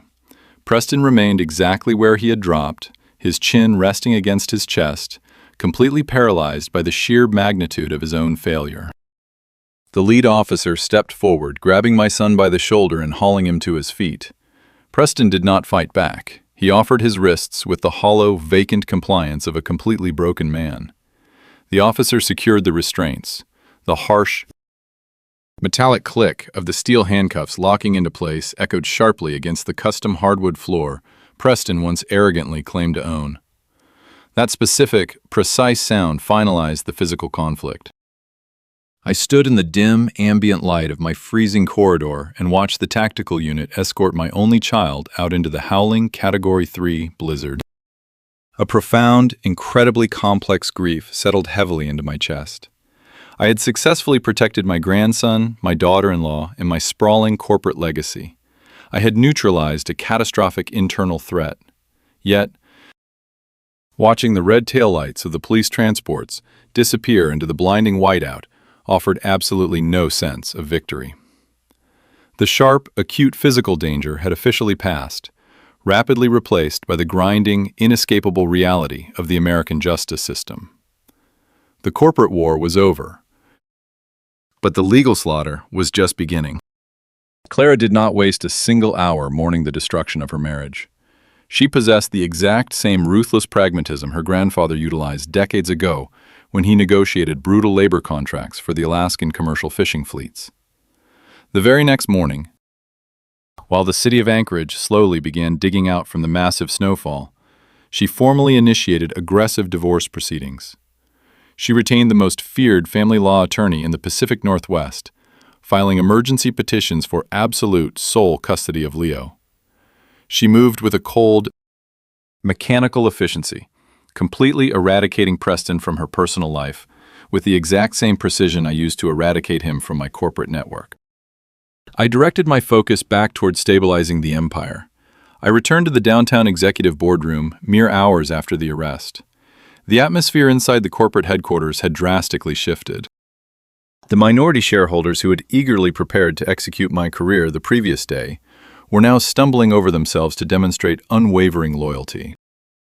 The corrupt concierge physician who had signed the fraudulent early-onset dementia diagnosis was immediately reported to the state medical board and formally charged with criminal conspiracy. The 72-hour administrative freeze paralyzing my primary voting shares was legally dissolved before noon. I stood at the head of the frosted glass conference table, reinstating absolute stability across the entire logistics firm. However, the illusion of total peace was remarkably short-lived. The battlefield simply shifted from the freezing Turnagain estate to the polished marble corridors of the municipal courthouse. Preston retained a notoriously aggressive, highly expensive criminal defense attorney named Vance Sterling. Sterling was a man who specialized in turning straightforward corporate fraud cases into chaotic, highly destructive media circuses. He understood perfectly that wealthy families feared public humiliation far more than they feared financial penalties. Sterling immediately contacted my lead corporate counsel, Elias Thorne, requesting a private mediation session. We met inside a sterile, windowless conference room at the district attorney office. The local prosecutor sat at the head of the long wooden table, looking exhausted and eager to avoid a lengthy, complex, white-collar criminal trial. Sterling did not bother pretending his client was innocent. He fully acknowledged the overwhelming forensic evidence Clara had provided. He knew we possessed the digital ledgers, the cryptocurrency footprints, and the recorded audio from the shattered hallway. Instead of fighting the facts, Sterling threatened a scorched earth campaign against the Hayes family name. He leaned across the table, his expensive silk tie brushing against the polished wood. He outlined his defense strategy with chilling clarity. If we proceeded with a formal criminal trial, he promised to drag every single buried family secret directly into the harsh spotlight of the Anchorage press. He threatened to subpoena my private medical records, drag Clara through grueling cross-examinations regarding her personal finances, and turn my 7-year-old grandson into a recurring headline on the evening news. He painted a terrifying picture of a brutal public spectacle that would inevitably severely damage the pristine reputation of the aviation firm, causing massive panic among our primary international investors. The district attorney shifted uncomfortably in his chair, clearing his throat before presenting a highly disturbing compromise. He offered a classic, dangerous golden parachute. The prosecutor explained that if I agreed to sign a formal non-prosecution affidavit regarding the stolen corporate funds, he would significantly reduce the charges. Preston would be permitted to plead guilty to 2 minor, non-violent misdemeanors. He would receive a suspended sentence with 0 actual jail time. In exchange, Sterling guaranteed his client would immediately legally relinquish all custody rights to Leo and permanently relocate outside the state of Alaska. It sounded like a clean, quiet resolution to an incredibly messy disaster. But the defense attorney possessed one final, deeply extortionate demand. Sterling slid a single sheet of paper across the table toward Elias. It was a formal severance agreement. In order to guarantee Preston accepted the plea deal and vanished without launching a destructive media campaign, Sterling demanded a $5 million payout. He called it a transition fund, a necessary financial cushion to ensure his client could rebuild his life in a new environment without resorting to further criminal desperation. The sheer audacity of the demand momentarily paralyzed the room. Preston had embezzled millions of dollars, hired an arsonist to destroy a commercial facility, broke into my private residence, and threatened to frame my entire company for international smuggling. Now, he was hiding behind a slick defense attorney, utilizing the slow, broken mechanics of the justice system to legally extort me for $5 million. He was holding my family's peace of mind for ransom. Elias slowly picked up the document, his seasoned legal mind immediately calculating the potential risk versus the financial cost. He leaned toward me, whispering quietly that paying the extortion fee might actually be the most logical corporate decision. A prolonged, highly publicized criminal trial could easily inflict tens of millions of dollars in catastrophic damage to our corporate stock valuation. Elias argued that paying the $5 million was simply the agonizing cost of permanently excising a tumor.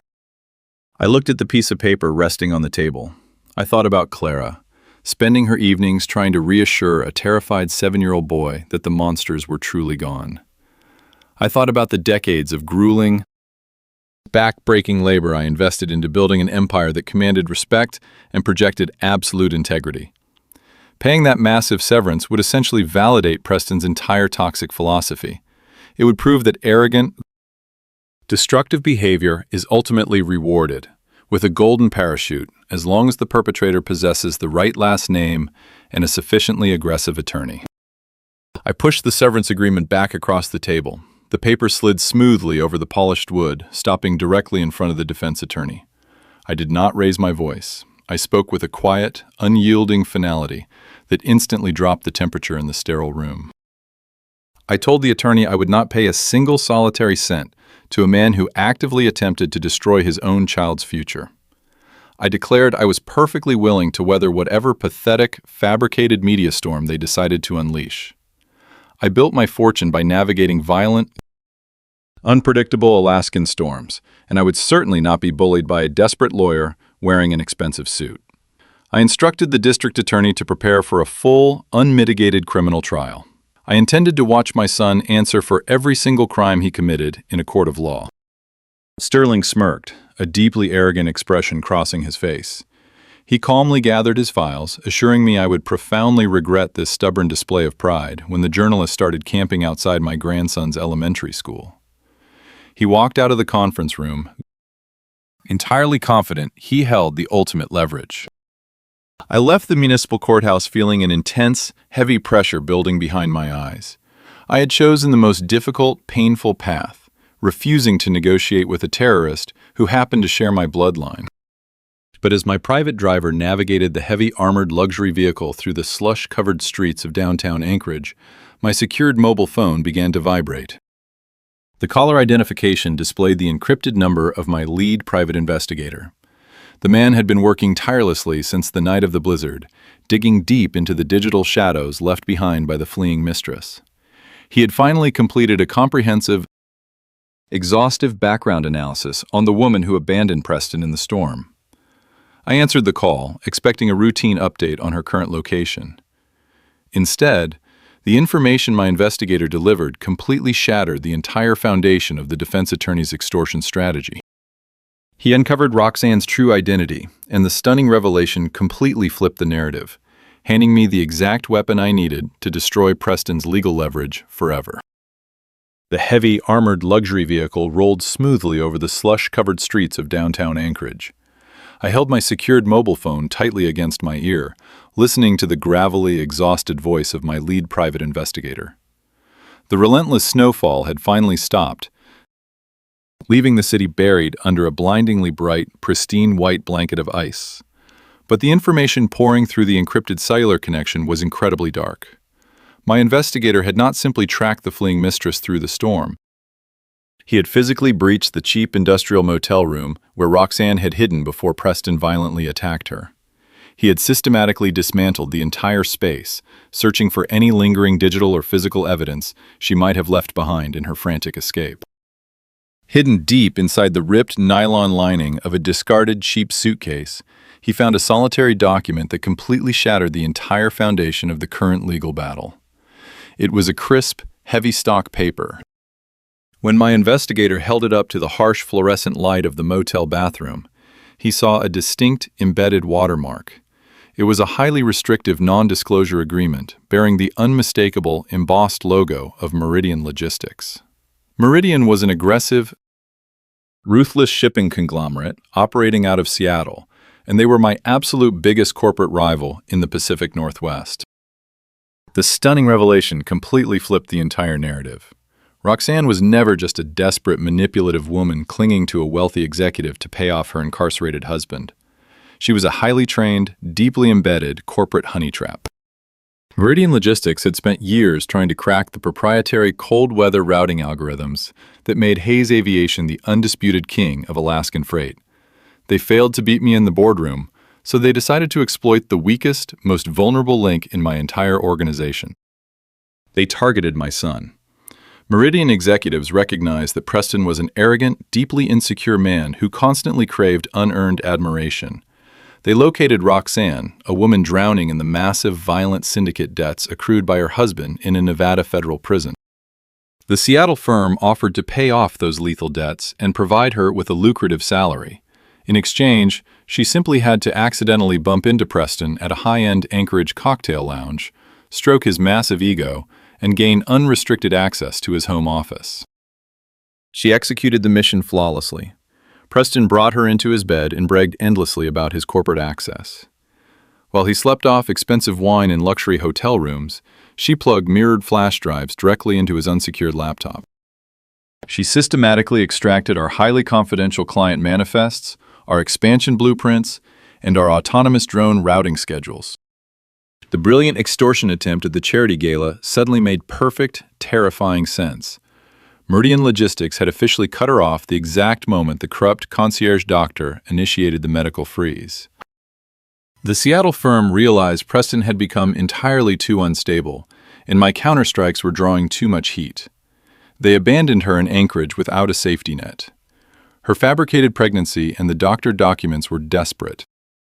Chaotic attempts to secure enough capital to vanish before I uncovered her true identity.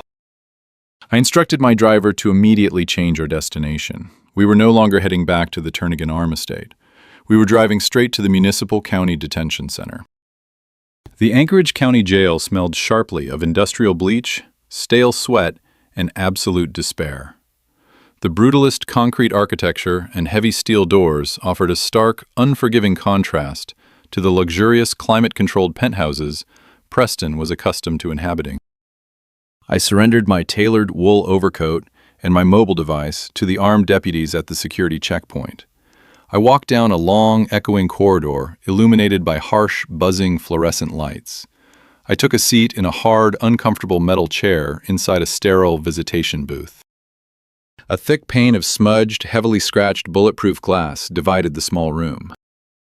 A heavy steel door clanked loudly on the opposite side of the glass. 2 guards escorted Preston into the booth. He was wearing a stiff, oversized orange canvas jumpsuit. The bright color completely washed out his pale, bruised complexion. He sat down heavily in the metal chair across from me. He picked up the heavy black plastic telephone receiver mounted to the wall. I picked up my respective receiver. The audio connection hissed with a low, constant static. Despite his haggard appearance and the humiliating reality of his confinement, Preston managed to summon a pathetic, trembling smirk. He leaned closer to the smudged glass. He fully believed his aggressive defense attorney had me completely cornered. He assumed I was sitting in this miserable concrete building because I was finally ready to surrender and write the $5 million severance check to protect the family reputation. "You should have just signed the plea deal, old man," Preston sneered, his voice buzzing metallically through the cheap plastic speaker. "Sterling told me you refused the offer. You are making a massive mistake. By tomorrow morning, the local news anchors will be broadcasting the exact address of Clara's new apartment. The media will feast on this family. Just pay the transition fund, and I will disappear." I did not raise my voice, I did not yell, and I certainly did not offer any parental disappointment. I simply reached into my leather portfolio and retrieved the manila folder my investigator had delivered to the truck just minutes prior. I slid the thick stack of documents through the narrow, secure metal slot located at the base of the bulletproof window. Preston frowned, dropping his arrogant smirk. He picked up the folder with shaking fingers and flipped it open. Resting right on top of the pile was a high-resolution color photograph of the crisp, watermarked non-disclosure agreement bearing the Meridian Logistics logo. Directly beneath that document were several surveillance photographs my investigator had extracted from Roxanne's hidden digital cloud account. The images clearly showed Roxanne sitting in a private Seattle restaurant, casually handing a silver flash drive to the chief executive officer of Meridian Logistics. I watched the exact moment the devastating reality completely shattered his mind. The color entirely drained from his face, leaving his skin the color of dirty ash. His eyes darted frantically across the pages, absorbing the irrefutable proof of his own profound stupidity. The realization was not merely legal, it was deeply, catastrophically personal. He was forced to understand that he was never a brilliant, manipulative mastermind. He was an incredibly easy, pathetic mark. He threw away a fiercely loyal wife, abandoned his innocent 7-year-old son, and torched his entire generational inheritance for a woman who viewed him purely as a gullible, exploitable fool. He had burned down his entire universe for a corporate spy who literally left him in the freezing mud the second he outlived his usefulness. "You are no longer facing local embezzlement and trespassing charges, Preston," I said, my voice completely cold and devoid of any mercy. "Stealing proprietary corporate algorithms and transferring them to a rival logistics conglomerate crosses state lines. It fundamentally elevates your crimes from a local municipal nuisance to federal corporate espionage. The Federal Bureau of Investigation now has absolute, undeniable jurisdiction over this case." Preston dropped the documents. The papers scattered across the metal counter. His hands began to shake violently, rattling the plastic telephone receiver against the glass. He opened his mouth to speak, but only a dry, choking gasp escaped his throat. "Your aggressive defense attorney possesses absolutely no leverage anymore," I continued, methodically hammering the final nails into his coffin. "A local district attorney might fear a public media circus, but the federal government does not care about our family reputation. They will happily parade you through a federal courthouse in chains to secure a conviction for trade secret theft. The golden parachute is completely gone. The $5 million extortion demand is dead." You are staring directly at a mandatory minimum sentence of 20 years in a maximum security federal penitentiary. He stared at me through the smudged, scratched glass. The hollow, vacant terror in his eyes was absolute. The suffocating weight of the federal justice system had completely crushed his remaining defiance. He slowly lowered his head until his forehead rested against the cold, bulletproof barrier. Tears of pure, unadulterated panic began to stream silently down his bruised cheeks, dripping onto the orange canvas of his uniform. He took a long, ragged breath, his voice breaking into a pathetic, high-pitched whisper through the static-filled receiver. "What do you want from me?" I did not offer a verbal response. I reached back into my leather portfolio. I pulled out one final, single sheet of heavy, watermarked legal paper. It contained no complex corporate jargon, no hidden clauses, and absolutely no room for negotiation. I slid the final blank contract through the narrow metal slot, pushing it directly over the scattered espionage files, offering him the only terrifying escape route he had left in this world. I slid the single sheet of heavy watermarked legal paper through the narrow metal slot located at the base of the thick bulletproof window. The pristine white parchment came to rest directly over the scattered espionage files, documenting his profound humiliation. I kept my hand resting firmly on the polished steel counter of the visitation booth. I stared through the heavily smudged glass dividing us. Preston looked down at the document, his hands trembling so violently he could barely grasp the edges of the page. The harsh, buzzing fluorescent lights overhead cast sickly yellow shadows across his bruised and pale face, emphasizing the sheer pathetic reality of his current existence. This was the absolute grand payoff, engineered with cold, flawless corporate precision. The contract resting before him was drafted by Elias Thorne less than an hour ago. It was not a standard separation agreement or a simple financial settlement. It was a masterpiece of inescapable legal architecture. I spoke directly into the cheap plastic telephone receiver, my voice stripped entirely of any parental warmth or hesitation. I informed my son that he possessed exactly two options remaining in his rapidly collapsing universe. Option 1 involved me standing up, walking out of this miserable concrete detention center, and dialing the lead federal prosecutor for the District of Alaska. The Federal Bureau of Investigation would immediately raid his holding cell. He would face a highly publicized, brutal trial for stealing proprietary aviation algorithms and attempting to sabotage commercial infrastructure. He would receive a mandatory minimum sentence of 20 years in a maximum security federal penitentiary. He would be nearly 60 years old when he finally saw the outside of a razor wire fence, completely destitute and permanently branded as a federal traitor. I paused, letting the terrifying weight of a 2-decade prison sentence settle deep into his bones. Then I presented option 2. Option 2 was the document currently resting under his freezing, shaking hands. I instructed him to read the clauses very carefully. His bloodshot eyes slowly scanned the dense legal paragraphs. The physical toll of the previous 24 hours was rapidly catching up to his exhausted body. He read the primary clause, which required him to sign a sworn, legally binding confession to the federal crimes of corporate espionage and financial fraud.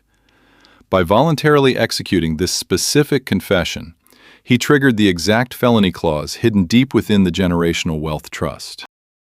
He was legally and irrevocably severing his own access to the family fortune without forcing me to endure a destructive media trial.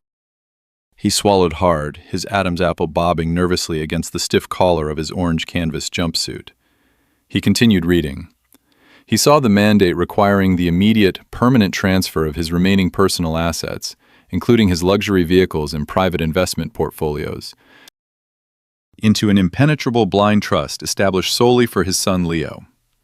He read the ironclad geographical restriction banning him from setting foot inside the state of Alaska ever again. Finally, he reached the absolute, non-negotiable contact prohibition. He was legally forbidden from attempting any form of communication with Clara or his child until the boy reached his 18th birthday. This was the ultimate checkmate. I did not just defeat my son in a boardroom shouting match. I was legally and entirely erasing him from the dynasty he arrogantly believed he was entitled to inherit. He was staring directly at his own complete deletion from our family history. He tried to speak, his voice cracking into a high-pitched, desperate whine through the static-filled audio connection. He begged me to reconsider the terms. He pleaded that I was his father, and surely there was some hidden reserve of mercy left for my only child. He promised he would attend intense rehabilitation programs, swear off the options market, and spend the rest of his life working quietly in the lowest levels of the company warehouse to prove his newfound loyalty. I looked at his tear-streaked face and remembered a specific afternoon over 2 decades ago. He was 16 years old and had recklessly crashed a brand-new imported sports car into a concrete highway barrier while heavily intoxicated. I paid a small fortune in legal fees to quietly make the problem disappear, hoping the terrifying near-death experience would teach him a valuable lesson about accountability. Instead, that early rescue merely taught him that extreme wealth functions as an impenetrable shield against actual consequences. I realized, sitting in that sterile visitation booth, that my parental mercy was the exact poison that created the monster currently begging for his life on the other side of the glass. I leaned closer to the bulletproof barrier. I informed him that my mercy evaporated the exact second he moved a manipulative corporate spy into his wife's home and attempted to physically abduct my grandson from a private school parking lot. I gave him exactly 30 seconds to pick up the blue ballpoint pen provided by the guards and sign his name on the dotted line. If he hesitated, or if he attempted to negotiate a single syllable of the contract, the deal was permanently revoked, and the federal agents would be summoned immediately. Preston let out a ragged, agonizing sob. His entire body shook with the sheer force of his absolute defeat. The realization that his charm, his empty threats, and his aristocratic entitlement were completely useless finally crushed his remaining ego. He reached forward and picked up the cheap plastic pen.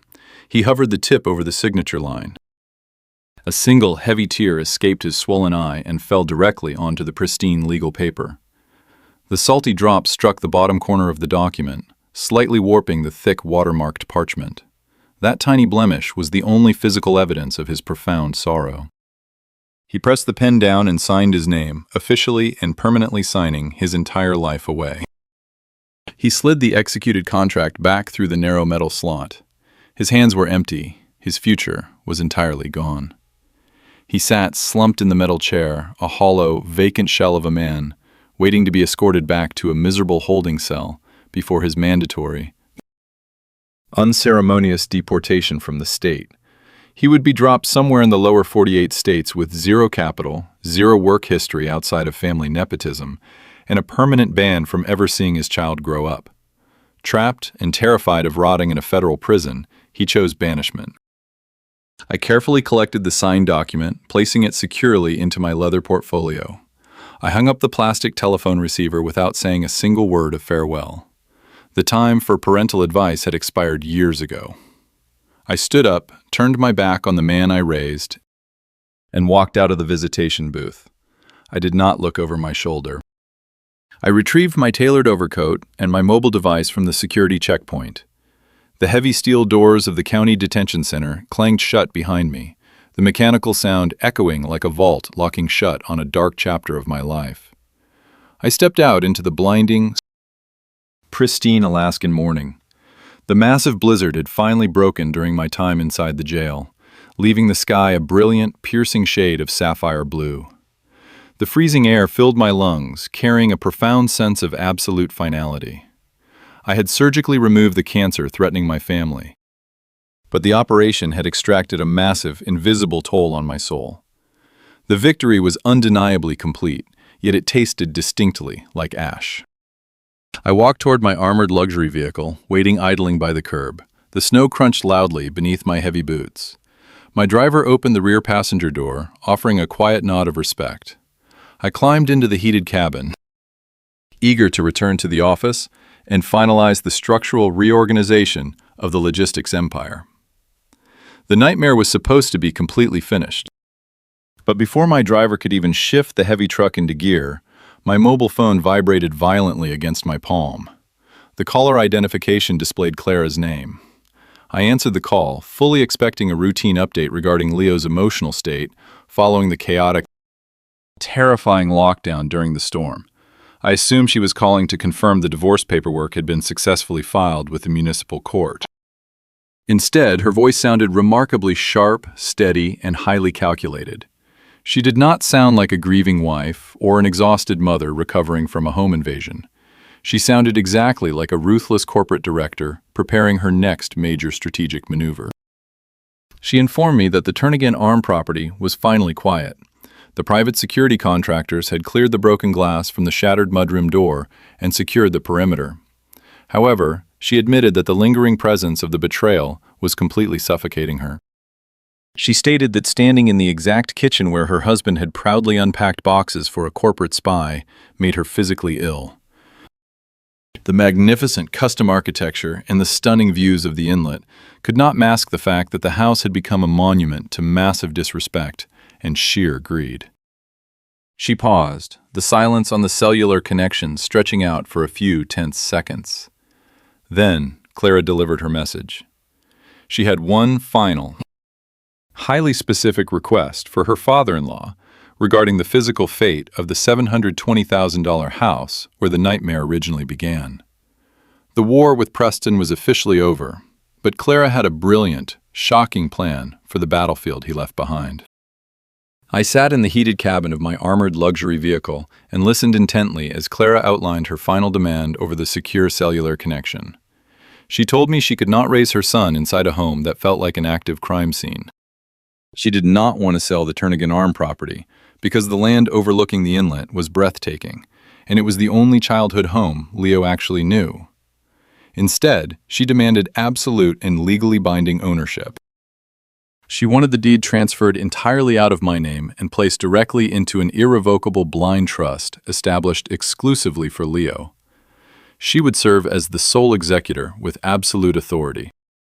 Furthermore, she wanted a substantial capital advance from her upcoming divorce settlement to completely gut the interior of the house. She intended to tear out the custom hardwood floors where Preston had spilled his tea, rip out the expensive Italian leather furniture that reeked of cheap vanilla perfume, and strip the drywall down to the bare wooden studs. She wanted to physically and legally erase the betrayal from the very foundation of her life. I agreed immediately, without a single moment of hesitation. I did not just hand Clara a new set of brass keys and a massive construction budget. Over the grueling week of corporate warfare, my daughter-in-law had demonstrated a level of calculating and ruthless intelligence that I had spent decades desperately searching for in my own son. She had secured the encrypted digital ledgers, maintained absolute psychological composure during a terrifying home invasion, and delivered the verbal kill shot that broke Preston's remaining ego in the dark hallway. That raw and pragmatic Alaskan resilience belonged in a boardroom, not just a residential kitchen. 3 months after the devastating winter blizzard finally melted away into a crisp spring thaw, I formally introduced Clara to the executive committee of Hayes Aviation. I did not offer her a ceremonial position or a fabricated title to appease her ego. I appointed her as the new junior director of logistics and internal auditing. The older shareholders, the exact same men who had witnessed Preston's spectacular public meltdown, treated her with immediate and profound respect.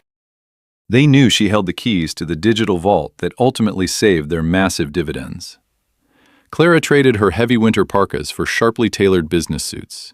She navigated complex international freight negotiations with the exact same icy precision she used to survive the storm. She was a natural apex predator in the corporate ecosystem, and she finally possessed the authority she truly deserved. While Clara thrived in the expansive and sunlit executive penthouse in Anchorage, the architect of our misery was experiencing a radically different reality entirely. Preston had successfully avoided a 20-year sentence in a maximum security federal penitentiary by signing the confession and relinquishing his generational inheritance. However, the geographic banishment and total financial asset seizure left him completely destitute. He was permanently exiled to the lower 48 states. He ended up 2,000 miles away, stranded in the brutal and unrelenting damp chill of Seattle. He no longer wore expensive bespoke charcoal suits or customized silk ties. His daily uniform now consisted of a heavy and stained canvas jacket, thick work gloves, and scuffed steel-toed boots.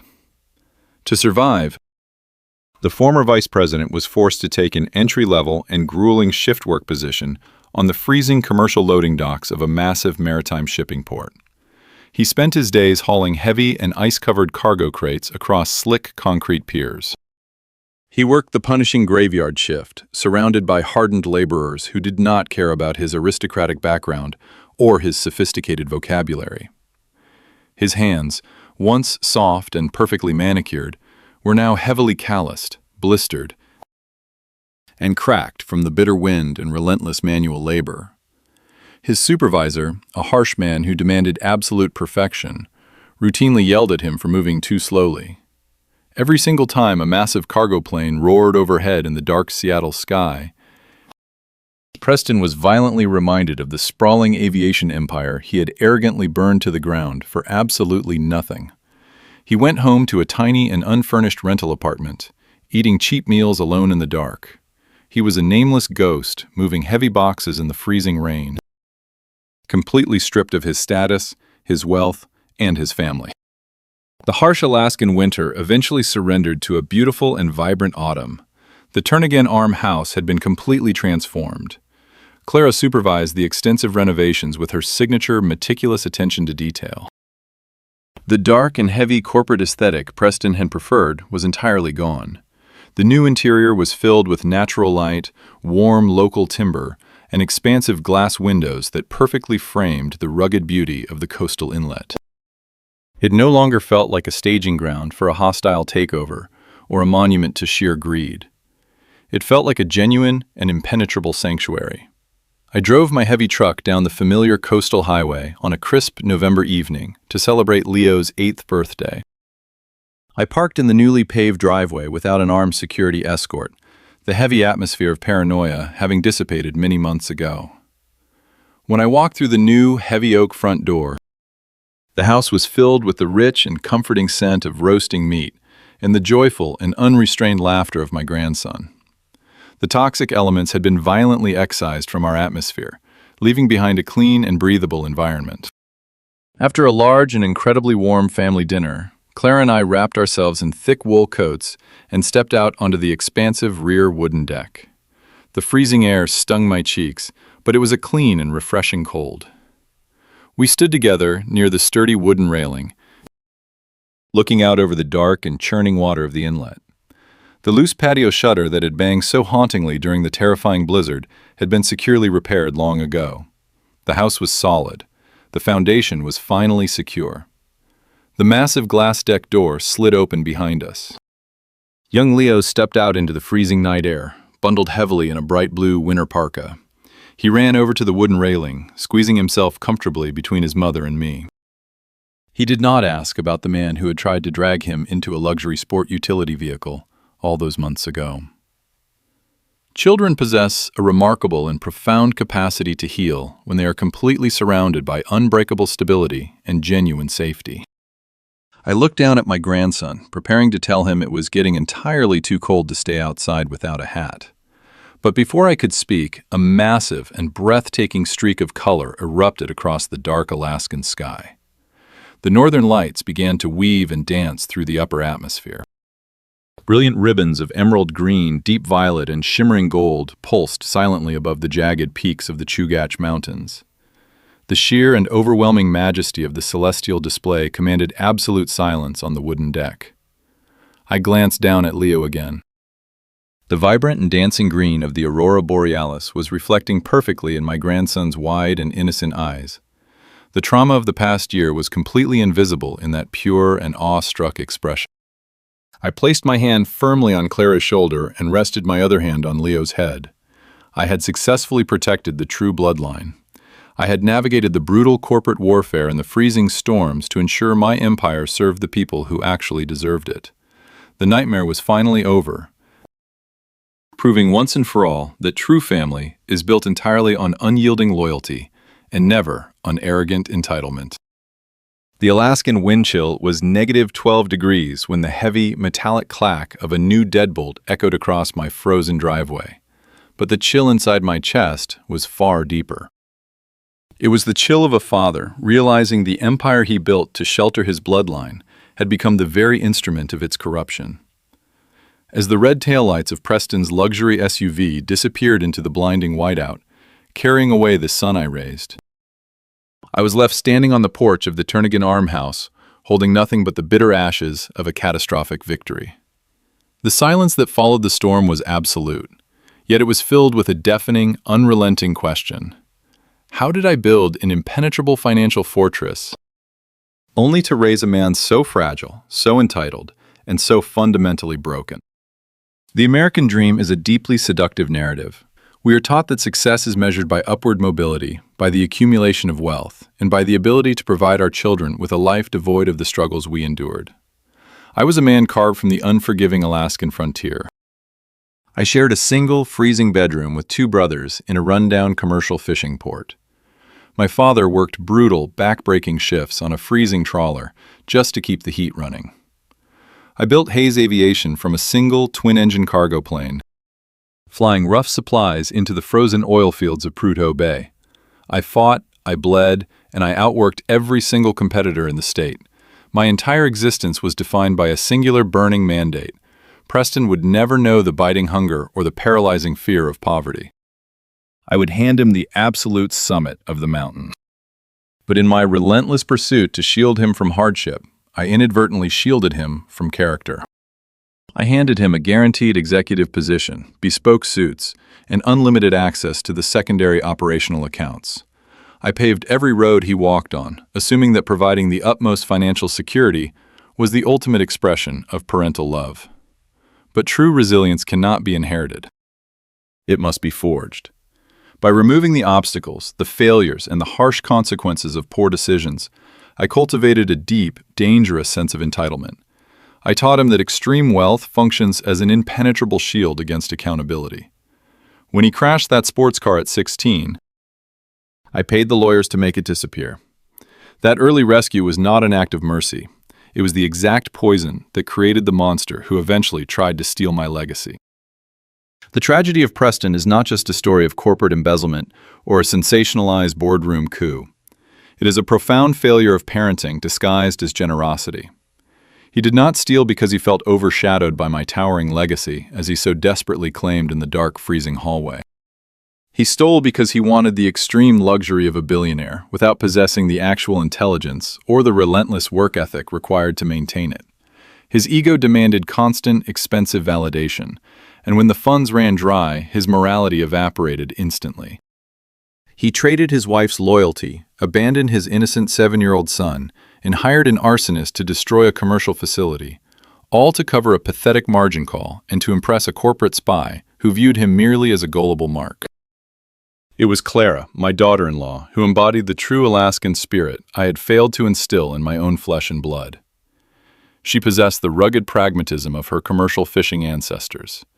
She understood the value of back-breaking work, and when the storm hit, she did not crumble under the psychological weight of the nightmare.